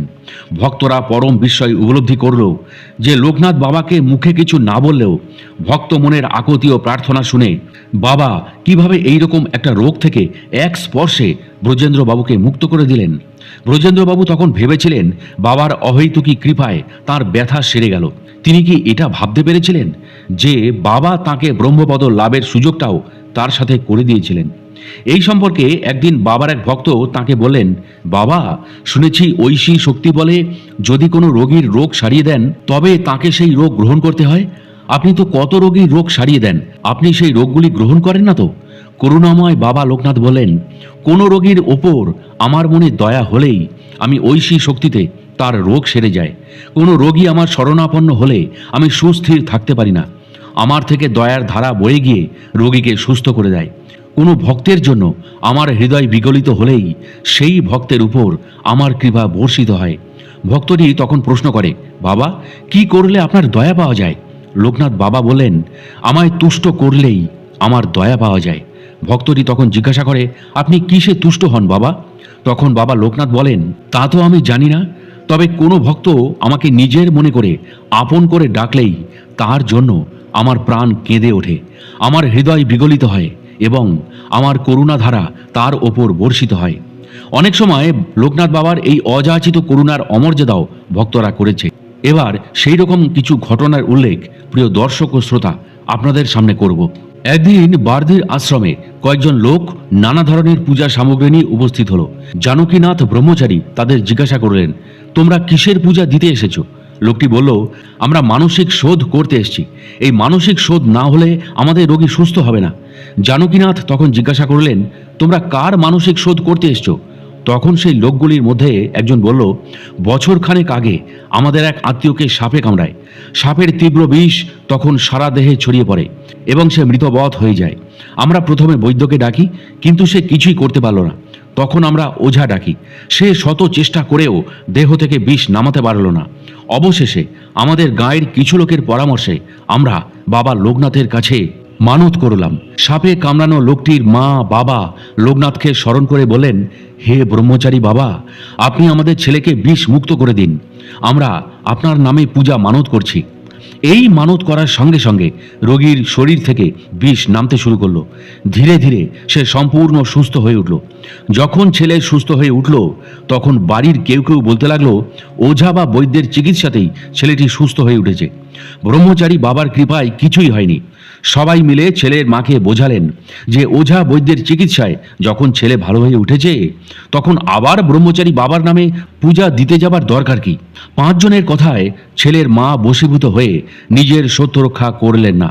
পূজা দেবার সময় চলে গেল। কেউ আর সেই আশ্রমের নামে মানসিকের কথা মনে রাখল না। সকলেরই মন থেকে সেটা মুছে গেল। এই ঘটনার ঠিক 1 বছর পর এখন সেই সাপে কামড়ানো লোকটির দংশনের জায়গায় ব্যথা অনুভব করছে। মনে হচ্ছে যেন সেই সাপের বিষ আবার তার সারা দেহে ছড়িয়ে পড়ছে। ছেলেটি বাড়িতে শুয়ে ছটফট করছে, কেউ তার যন্ত্রণা কমাতে পারছে না। এখন বাড়ির লোকেদের চোখ খুলেছে। তারা বুঝেছে যে ব্রহ্মচারী বাবা যোগসিদ্ধ মহাপুরুষ, তিনি সাক্ষাৎ দেবতা। তাঁর উদ্দেশ্যে করা মানত পূজা না দিয়ে তার সঙ্গে প্রবঞ্চনা করা হয়েছে। সেই জন্যেই 1 বছর বাদে এখন কোনো সাপে না কামড়ালেও সেই পুরনো বিষের জ্বালা শুরু হয়েছে। আমরা তাই বাবার শরণাপন্ন হয়েছি, তার কাছে নিজের দোষ স্বীকার করে মানত পূজা দেব বলে। জানকী ব্রহ্মচারী তাদের বাবার কাছে নিয়ে গেলেন। সেই লোকেরা সবাই বাবার চরণ স্পর্শ করে ক্ষমা প্রার্থনা করল। বাবাকে কিছু বলার আগেই বাবা লোকনাথ সব বুঝতে পারলেন। লোকগুলি অনুতপ্ত হয়ে দোষ স্বীকার করায় বাবা পূজা গ্রহণ করলেন। তার হৃদয়ে করুণায় বিগলিত হলো। পূজা শেষ হলে বাবা লোকনাথ তাদের আশীর্বাদ করলেন। লোকগুলি বাবার কাছে আর কোনো কথা বলল না। বাবাও তাদের আর কোনো কথা বললেন না। তারা বাড়ি ফিরে গিয়ে দেখলেন ব্রহ্মচারী বাবার কৃপায় সেই ছেলেটির বিষক্রিয়া বন্ধ হয়ে গেছে। রোগীর দেহে আর কোনো বিষক্রিয়া লক্ষণ নেই। সে তখন সম্পূর্ণ সুস্থ। 1 বছর আগে সর্পদংশন এবং বৈদ্য ওঝার ব্যর্থতার পর প্রায় মৃত্যু পথযাত্রী ওই ছেলেটির আকুল মা বাবা লোকনাথ বাবাকে স্মরণ করে ছেলের প্রাণভিক্ষা চেয়েছিলেন। বাবা তার দূরশ্রবণ সিদ্ধির বলে সেই প্রার্থনা শুনতে পেয়েছিলেন। তার অন্তর্দৃষ্টিজনিত আশীর্বাদেই সাপের বিষ তার শরীর থেকে একেবারে চলে যায় এবং সে সম্পূর্ণ সুস্থ হয়ে ওঠে। এই ঘটনা থেকে সব সাধু সমাজ ও সমাজের অন্যান্য ব্যক্তিগণ এই শিক্ষা গ্রহণ করতে পারেন যে দোষী যদি তার দোষ স্বীকার করে তবে তাকে ক্ষমা করে আপন করে নেওয়া উচিত। একসময় চাঁদপুরের কয়েকজন ভক্ত উকিল বারুদিতে আসেন বাবাকে দর্শন করতে, কয়েকদিন তার সান্নিধ্যে কাটাবার জন্য। কয়েকদিন আশ্রমে থেকে তারা যাবার অনুমতি চাইলে বাবার কাছে যান। বাবা তাদের বললেন, আজ তোদের না গেলে হয় না? তারা বললেন, আগামীকাল কাছারি খুলবে, না গেলে ক্ষতি হবে। তখন ব্রহ্মচারী লোকনাথ বাবা একজনের দিকে আঙুল তুলে দেখিয়ে বললেন, যদি তোদের যাওয়াই প্রয়োজন হয় তবে ওকে রেখে যা। মহাপুরুষের কথা উপেক্ষা করা উচিত নয় মনে করে তারা সেই ব্যক্তিকে রেখে চলে গেলেন। সঙ্গীরা চলে যাওয়ার পর সেই লোকটি অসুস্থ বোধ করতে লাগলো এবং পরে সেই দিনই তার কলেরা দেখা দিল। বাবা তাকে সুস্থ করে দেওয়ার সংকল্প করলেন এবং তার মহিমায় ও সিদ্ধি বলে সেই উকিল মশাই মৃত্যুর হাত থেকে রক্ষা পেয়ে গেলেন। তখনকার দিনে কলেরা হলেই মৃত্যুর সম্ভাবনা ছিল 100 ভাগ। তখন উকিলবাবু বুঝলেন কেন লোকনাথ বাবা তাদের থাকতে বলেছিলেন সেই দিন।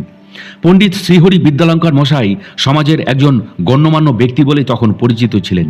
তিনি বাবার কাছে আসতেন, কিন্তু পণ্ডিত বলে তার মধ্যে একটা অহংকার সবসময় বিরাজ করত। তিনি কখনো আশ্রমের প্রসাদ গ্রহণ করতেন না। একদিন ব্রহ্মচারী বাবা বিদ্যালঙ্কার মশাইকে জিজ্ঞাসা করলেন, তোমার কোনো দ্রব্যে পিপাসা আছে? পণ্ডিত মশাই উত্তর দেন, পাতক্ষীর খাওয়ার ইচ্ছা রয়েছে। ঢাকার পাতক্ষীর বিখ্যাত। আশ্রমে পাতক্ষীর পাওয়া যাবে না মনে করেই পণ্ডিত মশাই তা খেতে চেয়েছেন। ব্রহ্মচারী বাবা মনে মনে পাতক্ষীরের সংকল্প করায় সেই দিন বিকেলেই এক ভক্ত 4.5 পাতক্ষীর নিয়ে আশ্রমে হাজির হয়। ব্রহ্মচারী বাবা তার থেকে 1.5 সের মতো পাতক্ষীর নিজের হাতে পণ্ডিত মশাইকে খাইয়েছিলেন। পণ্ডিত মশাই বাবারই অচিন্তনীয় মহিমায় একেবারে তাজ্জব বনে গিয়েছিলেন এবং লোকনাথ বাবার সামনে তার অহংকার বা দম্ভ ত্যাগ করেছিলেন। যিনি অন্তরে সংকল্প করলে স্বয়ং দেবতার রূপ পরিগ্রহ করতে পারেন, তার কাছে পাতক্ষীর জোগাড় করা কিন্তু কোনো ব্যাপারই ছিল না। আসলে লোকনাথ বাবার সেই প্রকৃত রূপকে তখনও কেউ চিনতে পারেননি। ঢাকা পশ্চিমদির রাধিকা মোহন রায় বিজয়কৃষ্ণ গোস্বামীর শিষ্য ছিলেন। বাত ব্যাধিতে আক্রান্ত হয়ে তার অর্ধাঙ্গ অবশ হয়ে গিয়েছিল। প্রভুপাদ গোস্বামী মশাই তাকে একটি নৌকা ভাড়া করে সপরিবারে বারদি আশ্রমে গিয়ে ব্রহ্মচারী লোকনাথ বাবাকে দর্শন করে আসতে বলেন। রাধিকা মোহন রায় তার কথা অনুসারে একটি নৌকা ভাড়া করে সপরিবারে এসে বারদির ঘাটে নৌকা বাঁধেন। প্রতিদিন সেখান থেকে তিনি বারদি আশ্রমে গিয়ে আশ্রমের মাটি সারা গায়ে মেখে ব্রহ্মচারী বাবার সামনে বসে থাকতেন। তার সাথে কথা বলার সময়ও তিনি আশ্রম ঘরের মাটিতে হাত দিয়ে গা ঘষতেন, কিন্তু রোগ নিরাময় করার জন্য বাবাকে কিছু বলতেন না। এইভাবে 1 মাস চলার পর তিনি প্রায় ভালো হয়ে যান। কেবল একটা হাত তিনি ওঠাতে পারতেন না ওপরে। একদিন রাধিকা বাবু স্ত্রী বাবার সামনে বসে আছেন আর রাধিকা বাবু নৌকাতে আছেন। রাধিকা বাবুর স্ত্রীর ম্লান মুখ দেখে লোকনাথ বাবা তাকে জিজ্ঞাসা করলেন, এমন করে বসে আছো কেন? স্ত্রী বলেন, তার স্বামীর অসুখ প্রায় সেরে গেছে, কিন্তু হাতখানা এখনো অবশ হয়ে আছে। তখন লোকনাথ বাবা নিজের হাতটি 3 বার উঠিয়ে দিয়ে বললেন, যাও, হাত উঠেছে। এই কথা শুনে রাধিকা বাবুর স্ত্রী বাবাকে প্রণাম করে তাড়াতাড়ি নৌকায় ফিরে দেখেন রাধিকা বাবু তার হাত তুলতে পারছেন। নিজের হাত তুলে ব্রহ্মচারী লোকনাথ বাবা যেই মাত্র সংকল্প করলেন, রাধিকা বাবুর হাত সঙ্গে সঙ্গে উঠে গেল। এটা ছিল লোকনাথ বাবার যথা সংকল্প সিদ্ধি প্রয়োগের এক অনন্ত উদাহরণ।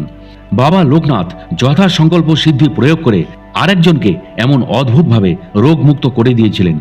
চিকন্দির অধিবাসী শরৎচন্দ্র চক্রবর্তীর পিঠের ব্যথায় খুব কষ্ট পেতেন। তিনি আশ্রমে গিয়ে বাবাকে সেবা করে কষ্ট মুক্ত হতে চেয়েছিলেন। একদিন গোয়ালিনী মায়ের কাছ থেকে বাবার জন্য খাবার এনে নিজের হাতে তাকে খাওয়াতে বসলেন। তিনি যখনই বাবাকে খাওয়াতে যান, বাবা মুখ ঘুরিয়ে নিলেন। এর আগে একবার তিনি বাবাকে নিজের হাতে খাইয়েছিলেন। সে কারণে তিনি বুঝতে পারলেন না লোকনাথ বাবা কেন আজ মুখ ঘুরিয়ে নিচ্ছেন। তিনি আবার খাবার গ্রাস নিয়ে বাবার মুখে দিতে গেলেন। লোকনাথ বাবা আরও ঘুরে মুখটা সরিয়ে নিলেন। শরৎচন্দ্রবাবু না বুঝে আবার যেই বাবার মুখে গ্রাস দিতে গেছেন, বাবা তার খড়ম দিয়ে তার পিঠে 3 বার সজোরে আঘাত করলেন। শরৎচন্দ্রবাবু তখন কেঁদে সেইখান থেকে উঠে গেলেন। কিছুক্ষণ কান্না থামার পর বাবা লোকনাথ তাকে আবার ডাকলেন ও তার হাতে খই দুধ খেলেন। শরৎচন্দ্রবাবু বুঝতে পারলেন না বাবা প্রথমে কেন তার হাতে খাবার খেলেন না। তাকে খড়মপেটা করলেন, তাকে ডেকে আবার তার হাতেই খই দুধ খেলেন। পরের দিন তিনি আবিষ্কার করেন যে তার পিঠের ব্যথা সম্পূর্ণ নিরাময় হয়ে গেছে। বাবা লোকনাথ তার প্রিয় ভক্তকে রোগমুক্ত করার সংকল্প করেই পিঠে খড়মের আঘাত করেছিলেন। এই কথা বুঝতে পেরে শরৎচন্দ্রবাবু তার পায়ে সেদিন লুটিয়ে পড়লেন। একটি চমকপ্রদ ঘটনা ঘটেছিল ভাওয়ালে রাজা রাজেন্দ্র নারায়ণের সঙ্গে। রাজা সাহেব একদিন পাত্রমিত্র ও অন্যান্য লোকজন সমেত হাতির পিঠে চড়ে ব্রহ্মচারী লোকনাথ বাবাকে দর্শন করার জন্য বারদি আশ্রমে আসলেন।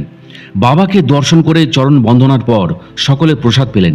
তারপর রাজামশাই লোকনাথ বাবার কাছ থেকে বিদায় নেওয়ার জন্য অনুমতি চাইলেন। তিনি বাবাকে বলেন, বাবা, আজ আমাকে যাবার অনুমতি দিন, আমার বিশেষ কাজ আছে, আর থাকা চলবে না। বাবা তখন তাকে বলেন, না না, এখন যাসনি, যদি একান্তই যেতে হয় কিছুক্ষণ পরে যাবি। কিন্তু ভাওয়ালে রাজা যাবার জন্য ব্যস্ত হয়ে উঠলেন। তিনি আর অপেক্ষা না করে বাবাকে প্রণাম করে হাতির পিঠে চড়ে পাত্রমিত্র সহ রওনা হলেন। আশ্রম থেকে বেরিয়ে কিছুটা যেতেই আকাশ কালো মেঘে ছেয়ে গেল। তারপর শুরু হলো প্রচণ্ড ঝড় বৃষ্টি। রাজা বুঝতে পারলেন যে এই অবস্থায় এতগুলি লোক নিয়ে ভাওয়াল যাওয়া সম্ভব নয়। তিনি তখন আশ্রমে ফিরে এলেন। রাজাকে ফিরে আসতে দেখে অন্তর্যামী বাবা মনে মনে হাসলেন, কিন্তু মুখে কোনো ভাব প্রকাশ না করে বললেন, কিরে, ফিরে এলি কেন?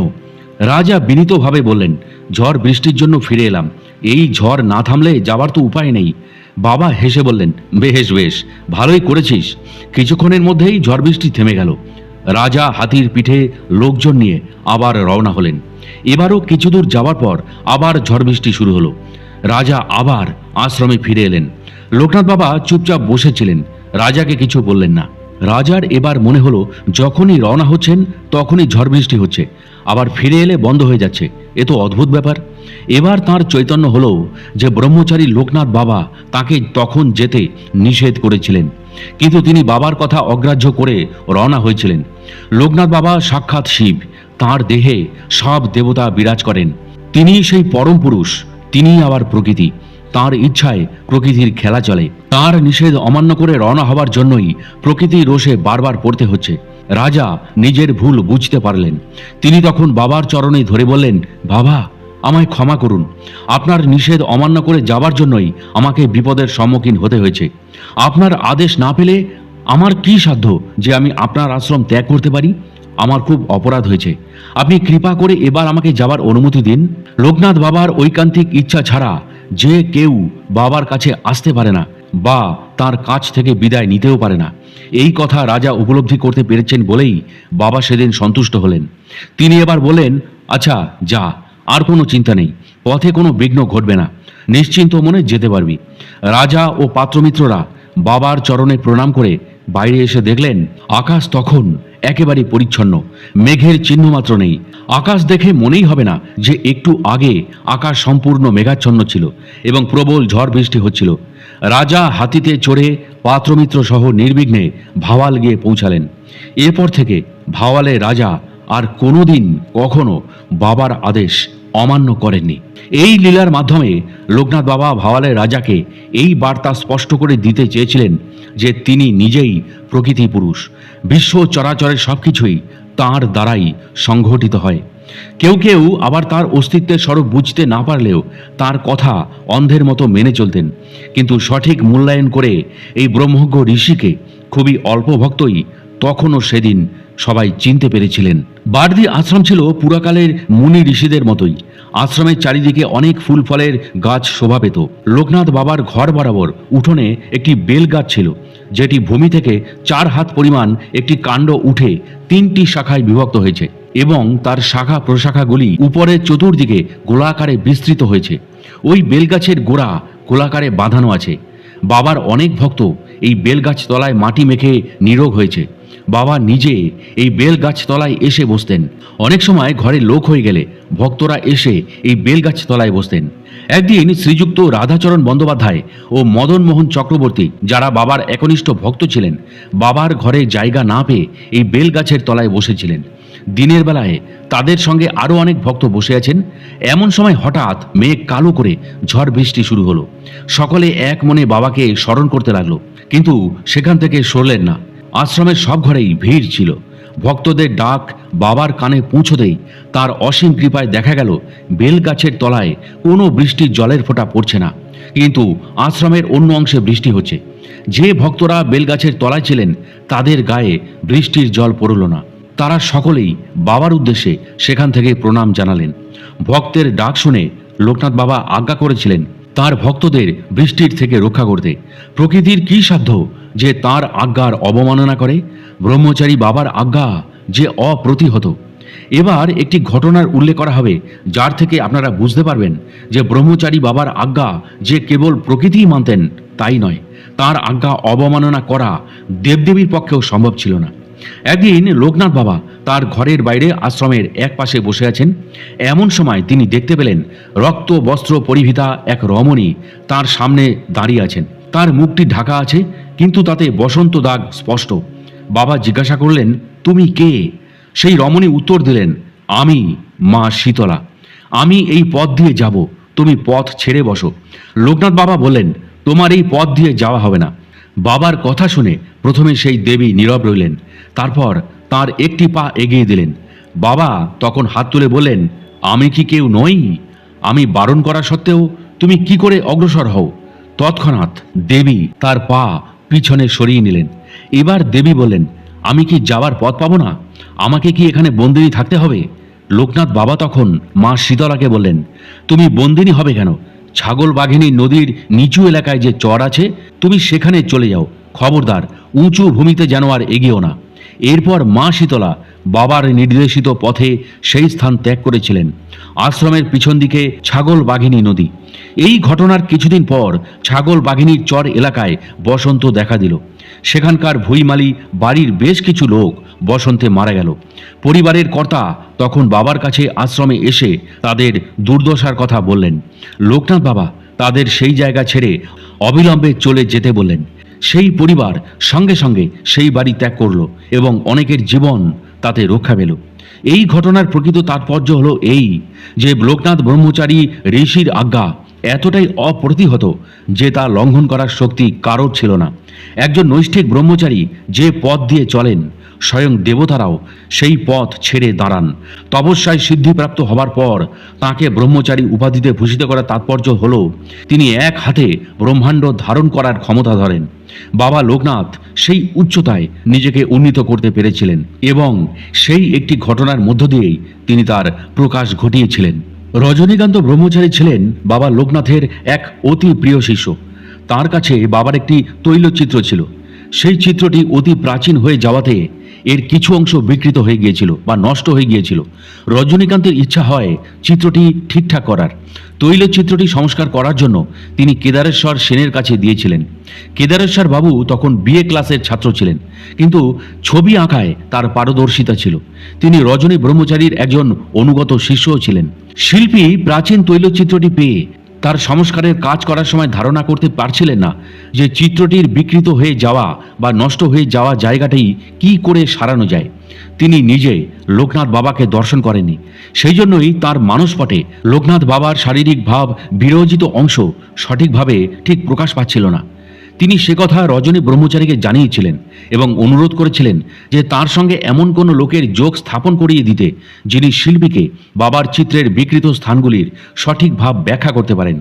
রজনী ব্রহ্মচারী সেই রকম একজন লোকের খোঁজ করতে থাকেন, কিন্তু এমন কোনো লোকের তিনি সন্ধান কিছুতেই পাচ্ছিলেন না, যিনি বাবার চিত্রের সঠিক শারীরিক অবস্থান ও ভাবভঙ্গির ব্যাখ্যা দিয়ে চিত্রটিকে ত্রুটিমুক্তভাবে আঁকতে সাহায্য করতে পারেন। এদিকে কেদারবাবু রজনীকান্তের থেকে কোনো সাহায্য না পেয়ে ভাবতে থাকেন কিভাবে তৈলচিত্রটি নিখুঁতভাবে গড়ে তুলবেন। এমন অবস্থায় একদিন এক ব্রহ্মচারী তার কাছে এসে তার সামনে বসে চিত্রটির দোষ ত্রুটি সব বলে দিলেন।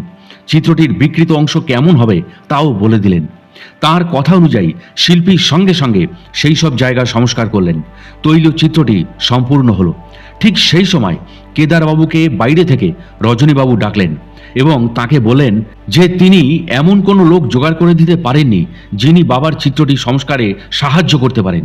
কেদারবাবু তখন গুরুদেবকে বললেন এক ব্রহ্মচারী বাবা তার কাছে এসেছিলেন এবং চিত্রটির দোষ ত্রুটিগুলি সংশোধন করে দিয়েছেন। চিত্রটি এখন সম্পূর্ণ। সেই ব্রহ্মচারী এখন তার ঘরেই আছেন। রজনীকান্ত দ্রুত কেদারবাবুর সঙ্গে তার ঘরে প্রবেশ করে দেখলেন সেখানে কেউ নেই। কেদারবাবু বলেন, এইমাত্র তো ব্রহ্মচারী বাবা আমার সঙ্গে বসেছিলেন, সকলের অজ্ঞাতে তিনি কোথায় গেলেন? লোকনাথ বাবা স্বয়ং দেবলোক থেকে অপ্রতিহতা গতিসিদ্ধির বলে কেদারবাবুর কাছে দর্শন দিয়ে তার প্রিয় শিষ্যের ইচ্ছা পূরণ করে গিয়েছিলেন। এখনো তার অপ্রতিহতা গতিতে তিনি ভক্তদের কৃপা করেন। কেদারেশ্বর সেনমশাই লোকনাথ মাহাত্ম্য নামে একটি পুস্তক রচনা করে তার নানা অভিজ্ঞতার কথা কিন্তু আমাদের জানিয়েছিলেন। অন্নদাচরণ চাকলাদার লোকনাথ বাবার একজন একনিষ্ঠ ভক্ত ছিলেন। তিনি একদিন বারুদি আশ্রমে এসে বাবার ঘরে তার থেকে উপদেশ শুনছেন। এমন সময় তার শ্যালক এসে খবর দেয় বাড়িতে তার মায়ের বুকে পিঠে খুব ব্যথা শুরু হয়েছে। অন্নদাচরণ বাবার কাছে বাড়ি যাবার অনুমতি চাইলেন। বাবা তাকে বললেন, যা, বাড়ি গিয়েই মাকে বেড়াতে দেখবি। অন্নদাচরণ অনেক চিন্তিত হয়ে বাড়ির পথে রওনা হলেন। এর মধ্যেই বাবার দেহ স্থির হয়ে গেল। উপস্থিত সকলে দেখলেন লোকনাথ বাবা কোনো কথা বলছেন না, তার দেহ ও চোখ স্থির। অন্নদাচরণ বাড়ি পৌঁছে দেখলেন তার মা কিন্তু দিব্যি সুস্থ হয়ে উঠেছেন। তার মা বললেন তিনি ক্ষীর ও খই দিয়ে পথ্য করে রোগ মুক্ত হয়ে গেছেন, এখন তার আর কোনো রোগই নেই। মাকে এইভাবে রোগমুক্ত হতে দেখে অন্নদাচরণ আবার বাড়দির পথ ধরলেন। আশ্রমে পৌঁছে ব্রহ্মচারী লোকনাথ বাবাকে প্রণাম করতেই তিনি বললেন, আমি তোদের বাড়ি গিয়েছিলাম, তোর মাকে ক্ষীর খই খাইয়ে এসছি। তোর মা ভালো হয়েছে বটে, কিন্তু 2 বছরের মধ্যে বৈশাখ মাসে তার মৃত্যু হবে। ব্রহ্মচারী বাবার কথা কিন্তু সত্য হয়েছিল। ডাক্তার আশুতোষ বণিক ও তার পরিবার ব্রহ্মচারী লোকনাথ বাবার কৃপাধন্য একনিষ্ঠ ভক্ত ছিলেন। একবার সেই পরিবারের অরবিন্দ বণিক চন্দ্রনাথ তীর্থযাত্রায় গিয়েছিলেন। চন্দ্রনাথ পাহাড়ের ওপর পৌঁছে তিনি প্রায় অজ্ঞান হয়ে যান এবং অস্ফুটে লোকনাথ বাবাকে স্মরণ করতে থাকেন। ধীরে ধীরে তার শরীরের উত্তাপ বৃদ্ধি পায় এবং তিনি মৃতবৎ হয়ে পড়েন। হঠাৎ কোথা থেকে সাধু সাধু শব্দ শোনা গেল, আর তখনই কেউ যেন তার চোখে জলের ঝাপটা দিলেন এবং তিনি চেতনা ফিরে পেলেন। অচেতন অবস্থা থেকে চৈতন্য ফিরে পেয়ে তিনি অন্য যাত্রীদের কাছে শুনলেন একজন সাধু আবির্ভূত হয়ে তার কমণ্ডলু থেকে পবিত্র জল মন্ত্রপুত করে তীর্থযাত্রীর চোখে ঝাপটা দিয়ে আবার কোথায় অদৃশ্য হয়ে গেলেন। অরবিন্দ বাবু বুঝলেন যে বারুদির ব্রহ্মচারী বাবাকে স্মরণ করেছিলেন বলে তিনি নিজে সাধু বেশে এসে মন্ত্রপুত জল সিঞ্চন করে তার প্রাণ রক্ষা করে গেলেন, সার্থক করে গেলেন তার অভয় চিরকালীন বাণী। রণে বনে জঙ্গলে যেখানে বিপদে পড়িবে আমাকে স্মরণ করিও, আমি রক্ষা করিব। আগেই বলা হয়েছে যে ভাওয়ালে রাজা রাজেন্দ্র নারায়ণ ছিলেন বারদির ব্রহ্মচারী বাবার কৃপাধন্য। একবার রাজা বাবাকে ভাওয়ালে নিয়ে যাওয়ার ইচ্ছা প্রকাশ করলেন। তিনি বাবাকে বললেন ভাওয়ালে তিনি বাবার জন্য আশ্রম ও মন্দির প্রতিষ্ঠা করে দেবেন। ভক্তের এই আগ্রহ দেখে লোকনাথ বাবা তাকে বললেন, আমাকে ভাওয়ালে নিয়ে যাবার জন্য এত ব্যস্ত হচ্ছিস কেন? আমাকে যেখান থেকে ডাকবি সেখানেই পাবি। এই কথার মাধ্যমে বাবা সেদিন বোঝাতে চেয়েছিলেন যে ভক্ত যেখান থেকেই তাকে ডাকুক না কেন, সেই ডাক তার অন্তরে সঙ্গে সঙ্গে প্রবেশ করে এবং তিনি সঙ্গে সঙ্গে সেই স্থানে তাকে দেখা দিয়ে কৃপা করেন। তিনি যে সমগ্র ব্রহ্মাণ্ডেই বিরাজ করছেন, অনেক সময় ভক্তরা সেই কথা বুঝতেন না, আজও হয়তো কেউ কেউ বুঝতে চান না। একবার শ্রী বিজয়কৃষ্ণ গোস্বামী উত্তর ভারত ভ্রমণের সময় ভয়াবহ রোগে আক্রান্ত হয়ে মৃত্যু পথযাত্রী হয়েছিলেন। ঢাকায় তাঁর আশ্রম ছিল। ঢাকার আশ্রমে একটি টেলিগ্রাম মারফত খবর আসে যে গোসাই বাবা মৃত্যু মুখে পতিত। গোসাই বাবার একজন প্রিয় শিষ্য ছিলেন শ্যামাচরণ। তিনি বাবা লোকনাথের সঙ্গে পরিচিত ছিলেন এবং তার বার্ধি আশ্রমেও যাতায়াত ছিল। শ্যামাচরণ বাবু গোসাই বাবার খবর পেয়ে আর দেরি না করে বার্ধি আশ্রমে গিয়ে তার গুরুদেবের প্রাণ রক্ষার জন্য বাবার চরণে নিবেদন করেন। কিন্তু লোকনাথ বাবা তাকে বলেন, তুমি আমার কাছে আগে এলে না কেন? তখন শ্যামাচরণ বাবু বাবা লোকনাথের কাছে আকুল প্রার্থনা করেন যে বাবা যেন তার আয়ু কমিয়ে দিয়ে গুরু বিজয়কৃষ্ণ গোস্বামীর জীবন দান করেন। গুরুর প্রতি শ্যামাচরণ বাবুর এমন ভক্তি শ্রদ্ধা দেখে বাবা লোকনাথ খুশি হয়ে তাকে বললেন, তুমি ঢাকায় ফিরে যাও, আমি বিজয়কৃষ্ণের কাছে যাব, আগামী পরশু খবর পাবে। এরপর দেখা যায় লোকনাথ বাবার দেহটি বার্ধি আশ্রমে অবস্থান করছে, আবার তাকে বিজয়কৃষ্ণ গোস্বামীর রোগশয্যাতেও দেখা যাচ্ছে। গোসাই বাবার সেবিকা বাবাকে রোগশয্যার পাশে বসে রোগীর মাথায় হাত বুলিয়ে দিতে দেখেছিলেন। গোসাই বাবার একজন প্রিয় শিষ্য যিনি সেদিন সেখানে উপস্থিত ছিলেন, তিনি বলেছিলেন গোসাই বাবার বাঁচার কোনো আশা ছিল না বলে ডাক্তারেরা তাকে মৃত ভেবে দেহটি বাইরে রেখে দেওয়ার আদেশ দিয়েছিলেন। কিন্তু লোকনাথ বাবা সেই দেহের পাশে বসার পরেই ডাক্তারেরা দেখলেন যে দেহে প্রাণের সঞ্চার হয়েছে। এখানে লোকনাথ বাবা তার অমিত যোগ শক্তি বলে দেহের কাছে উপস্থিত হয়ে গোসাই বাবার জীবন দান করেছিলেন। দার্জিলিংয়ের ডেপুটি ম্যাজিস্ট্রেট ছিলেন পার্বতীচরণ রায়। তিনি বারুদির ব্রহ্মচারী বাবার একজন একনিষ্ঠ ভক্ত ছিলেন। একদিন বারুদিতে বাবার নামে পার্বতী বাবুর কাছ থেকে একটি চিঠি আসে। চিঠিটি রজনী ব্রহ্মচারীর হাতে পড়ে। রজনীকান্ত খাম নিয়ে বাবাকে দিতে গেলে বাবা বলেন, দেখ তো পার্বতীচরণের চিঠি কিনা। রজনীকান্ত চিঠিটি বার করে বললেন, হ্যাঁ, পার্বতীচরণ রায় চিঠি। বাবা লোকনাথ বললেন, পড় দেখি কি লিখেছে। রজনীকান্ত চিঠি পড়ে বললেন, পার্বতীবাবু লিখেছেন, আমার শরীর নিতান্ত অসুস্থ হইয়াছিল গতকল্য, যেন কৃপা দৃষ্টি থাকে। সুস্থ হয়ে পার্বতীবাবু বারুদি আশ্রমে এসে লোকনাথ বাবাকে জিজ্ঞাসা করলেন, আপনি কি দার্জিলিংয়ে গিয়েছিলেন? উত্তরে বাবা লোকনাথ বলেন, আমি কি বারদি ছেড়ে কোথাও যাই? তখন পার্বতীবাবু অবাক হয়ে বললেন, আমি আপনাকে দর্শন করেছি। এই কথা শুনে বাবা বললেন, আমি তোমার বিষয় চিন্তা করছিলাম। মনোজব সিদ্ধি প্রয়োগ করে লোকনাথ বাবা ভক্তকে কৃপা করেছিলেন সেই দিন। শরণাগতকে কৃপা করার এটি ছিল তার এক প্রকৃষ্ট উদাহরণ। যে সিদ্ধির বলে সিদ্ধ যোগী নিজের ইচ্ছা মতো অন্যের দেহে সূক্ষ্মভাবে প্রবেশ করে তার আদেশ মতো কাজ করতে পারেন, তাকে পরকায়া প্রবেশন সিদ্ধি বলে। অপ্রতিহতা গতিসিদ্ধির সঙ্গে পরকায়া প্রবেশন সিদ্ধি প্রয়োগ করে দেহান্তরে ব্রহ্মচারী বাবা কিভাবে এক ভক্তকে রক্ষা করেছিলেন সেই ঘটনা তো আগেই উল্লেখ করা হয়েছে। একবার বাবা লোকনাথ বারুদির জমিদার নাগবাবুদের রক্ষা করার জন্য কিভাবে ওই সিদ্ধি প্রয়োগ করেছিলেন, এখন সেই ঘটনাই আপনাদের সামনে উল্লেখ করব প্রিয় দর্শক ও শ্রোতা। এক বছর জমিদার নাগবাবুদের এজমালি মহলে প্রজারা বিদ্রোহ করেছিল। প্রজারা খাজনা বন্ধ করে দিল। তখন জমিদারির কোনো কোনো শরিক কঠোর হাতে সেই বিদ্রোহ দমন করতে নির্দেশ দিলেন। তাদের মধ্যে একজন বয়োবৃদ্ধ শরিক বলেছিলেন যে কিছু করার আগে একবার বাবা লোকনাথের পরামর্শ নেওয়া উচিত। এই কথা শুনে শরিকদের কেউ কেউ বলল, নিজেদের জমিদারি নিজেরা রক্ষা করব, এ ব্যাপারে বাবার পরামর্শ নেবার দরকার কি? কিন্তু অন্য শরিকেরা বাবার পরামর্শ নেবার পক্ষে মত দিলে তারা সকলে বারদি আশ্রমে লোকনাথ বাবার কাছে গিয়ে তার মতামত চাইলে তিনি তখন বললেন, হ্যাঁ রে, নিজেদের জমিদারি নিজেরা রক্ষা করবি, তাতে আবার বাবার পরামর্শ নেওয়ার দরকার কি?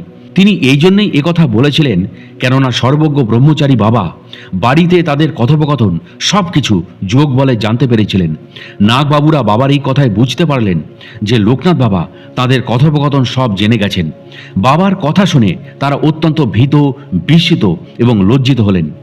তখন তারা বাবাকে বললেন, আমাদের অন্যায় হয়ে গেছে, আপনি আমাদের ক্ষমা করুন, আমরা আপনার শরণাগত। এরপর নাগবাবুদের কাছে কোনো ঘটনা না শুনেই বাবা নিজে থেকেই বললেন, তোদের প্রজারা বিদ্রোহী হয়েছে, এই তো ঠিক আছে, তোদের কিছু করতে হবে না, তোরা এই আশ্রমে থেকে বিদ্রোহী প্রজাদের খাজনা ও কবলতি বুঝে পাবি। নাগবাবুরা ভাবলেন বিদ্রোহী প্রজারা এসে খাজনা ও কবলতি দিয়ে যাবে, এটা একেবারে অবিশ্বাস্য ব্যাপার। বাবার কথায় তাদের বিশ্বাস হলো না, কিন্তু তারা কিছু না বলে বাড়ি চলে এলেন। বাড়ি ফিরে তারা লোকনাথ বাবার কথা অমান্য করে লেঠেল পাঠিয়ে খাজনা আদায় করার সিদ্ধান্ত নিলেন। কিন্তু লেঠেলদের হুকুম দেওয়ার আগে তারা আবার বারদি আশ্রমে গিয়ে লোকনাথ বাবার সঙ্গে পরামর্শ করতে চাইলেন। এবারও তারা বারদি আশ্রমে ব্রহ্মচারী বাবার সামনে যেতেই তিনি বললেন, তোরা এ কাজ করিস না, আমি তো তোদের বলেছি ভয় নেই, আশ্রমে থেকেই তোরা খাজনা ও কবলতি পাবি। কিন্তু জমিদার পক্ষে শরিকরা তাদের জমিদারিত্বের সম্ভ্রম রক্ষার তাগিদে লেঠেল পাঠিয়ে অনাদায়ী খাজনা আদায় করার জন্য প্রজাদের ক্ষেত থেকে পাট কেটে আনতে হুকুম করল। রুখে দাঁড়ালো সেই সব প্রজারা। বেঁধে গেল তুমুল সংঘর্ষ। লেঠেলদের লাঠির আঘাতে বেশ কিছু প্রজা আহত হলো। তাদের মধ্যে একজন গুরুতর জখম হয়ে হাসপাতালে ভর্তি হলো। প্রজাদের পক্ষ থেকে আদালতে লেঠেলদের বিরুদ্ধে ফৌজদারি মামলা করা হলো। জমিদার পক্ষ শঙ্কিত হয়ে পড়লেন। তারা ফের লোকনাথ বাবার শরণাপন্ন হবার কথা ভেবে গেলেন বারদির আশ্রমে। দুবার বাবার কথা অমান্য করে তারা তখন যথেষ্ট লজ্জিত। তারা বাবার কাছে তাদের কৃতকর্মের জন্য ক্ষমা প্রার্থনা করে তার আশীর্বাদ চাইলেন। তিনি তাদের শুধু বললেন, ওরা যা করেছে করুক, তোরা দারোগা, পুলিশ, আমলা, উকিল, মুক্তার কাউকে কোনো টাকা পয়সা দিবি না, তোরা বাড়ি ফিরে যা, আমি দেখব। লোকনাথ বাবার অভয়বাণী শুনে সেদিন তারা বাড়ি ফিরে গেলেও মনে তাদের অনেক সংশয় রয়ে গেল। তারা ভাবলেন, লেঠেলদের বিরুদ্ধে ফৌজদারি মামলায় আসামিপক্ষ সমর্থন না করলে লেঠেলরা জমিদারের সব কথা বলে দিতে পারে এবং তাদের শাস্তি তখন অনিবার্য। এছাড়াও লেঠেলদের কাছে জমিদারদের অপমানিত হতে হবে, তাদের হেয় হতে হবে। এই সব ভেবে তারা মামলা চালানোর পক্ষে যুক্তি করলেন। মামলায় লেঠেলদের শাস্তি আটকানো গেল না। আসামিদের প্রত্যেকের 6 মাস করে জেল হয়ে গেল। নাগবাবুদের মুখ পুড়ল। লোকনাথ বাবার সামনে দাঁড়ানোর আর মুখ তাদের রইল না। তারা তাদের এই রায়ের বিরুদ্ধে উচ্চ আদালতে আপিল করলেন। আপিল চলাকালে নাগবাবুদের বিপদ আরও বেড়ে গেল। কেননা যে বিদ্রোহী প্রজাটি গুরুতর সেদিন আহত হয়েছিল সে মারা গেল। তাই আপিল চলাকালীন ফরিয়াদি পক্ষ থেকে এটাকে খুনের মামলা হিসাবে বিচার করার জন্য প্রার্থনা জানানো হলো। এই অবস্থায় নাগবাবুদের জমিদার পরিবার রীতিমতো আতান্তরে বা বিপদে পড়ে গেল। বাবা লোকনাথের আদেশ অমান্য করেই যে আজ তাদের এই অবস্থা তা বুঝতে পেরে শেষ রক্ষার জন্য তারা ফের বাবার শরণাপন্ন হলেন। লোকনাথ বাবা তাদের বললেন, তোরা বারবার আমার কথা অমান্য করছিস, তার ফলস্বরূপ এখন তোদের 100 টাকা জরিমানা দিতে হবে। তোরা জানিস না আমি যা ইচ্ছা তাই করতে পারি। তোরা নাস্তিক, তাই তোদের বিশ্বাস নেই। ত্রিকালজ্ঞ বাবা লোকনাথ প্রথমেই বুঝেছিলেন যে আহত প্রজাটি মৃত্যু মুখে পতিত হবে। সেই জন্যই তিনি নাগবাবুদের মামলায় যেতে নিষেধ করেছিলেন। ভক্তরা কিভাবে তার ত্রিকালজ্ঞতার সিদ্ধির মূল্যায়ন করতে সমর্থ হবেন? সেই জন্যই তো অনেক সময় ভক্তদের আন্তরিক বিশ্বাসের স্তর নিচের দিকে থাকে, যদিও বাহ্যিকভাবে তারা প্রকাশ করেন যে তাদের অবিচল বিশ্বাস আছে। এক্ষেত্রে নাগবাবুরা আশ্বস্ত হলেন যে বাবা তাদের ক্ষমা করেছেন। তারা 100 টাকা জরিমানা দিতে সম্মত হলেন। বাবা লোকনাথ তাদের বললেন, যেদিন তোদের মামলা শুনানি হবে সেদিন বিকেলবেলায় তোরা আমার কাছে আসবি। নাগবাবুরা আশ্বস্ত হয়ে সেদিন বাড়ি ফিরে গেলেন। এরপর আপিলের শুনানির দিন বিকেলে নাগবাবুরা দুরু দুরু বুকে বাবার কাছে হাজির হলেন। বাবার সামনে উপস্থিত হওয়া মাত্র তিনি বললেন, তোদের জজ অসুস্থ, আমি সেখানে গিয়েছিলাম, আমি তাকে উঠিয়ে রায় লিখিয়ে দিয়ে এসেছি। আগামীকাল তোরা আসামিদের খালাস করার টেলিগ্রাম পাবি। আর শোন, আসামিদের তোরা আমার আশ্রমেই পাবি। যা, এখন বাড়ি যা। করুণাময় লোকনাথ বাবার এই রকম অভয়বাণী শুনে নাগবাবুরা নিশ্চিন্ত মনে বাড়ি ফিরে এলেন। পরের দিন তারা টেলিগ্রাম পেলেন যে আসামিরা খালাস পেয়েছে। আরও আশ্চর্যের বিষয় হলো যে আসামিরা খালাস পেয়ে জমিদার বাবুর বাড়িতে না গিয়ে বারদির আশ্রমে বাবাকে দর্শন করতে এলো। নাগবাবুরা খবর পেয়ে বারদি আশ্রমে এসে তাদের সঙ্গে দেখা করলেন। এই ঘটনাটি বড়ই অদ্ভুত। নাগবাবুরা যেভাবে বাবার আদেশ অমান্য করেছেন, কোনো দেবতাও তাদের ক্ষমা করতেন না। কিন্তু করুণাময় বাবা লোকনাথ নাগবাবুদের সেই অপরাধের জন্য কেবল ক্ষমাই করেননি, তাদেরকে নিশ্চিত শাস্তির হাত থেকেও রক্ষা করেছিলেন। তারপর তিনি মনোজব সিদ্ধি বলে জজের কাছে পৌঁছে পরকায় প্রবেশন সিদ্ধি প্রয়োগ করে তার হাতে নাগবাবুদের রক্ষা করার জন্য প্রয়োজনীয় রায়ও লিখিয়ে দিয়ে এসেছেন। এই জন্যই তিনি তার শাশ্বত বাণীতে বলেছিলেন, তিনি ইচ্ছা করলেই সব করতে পারেন।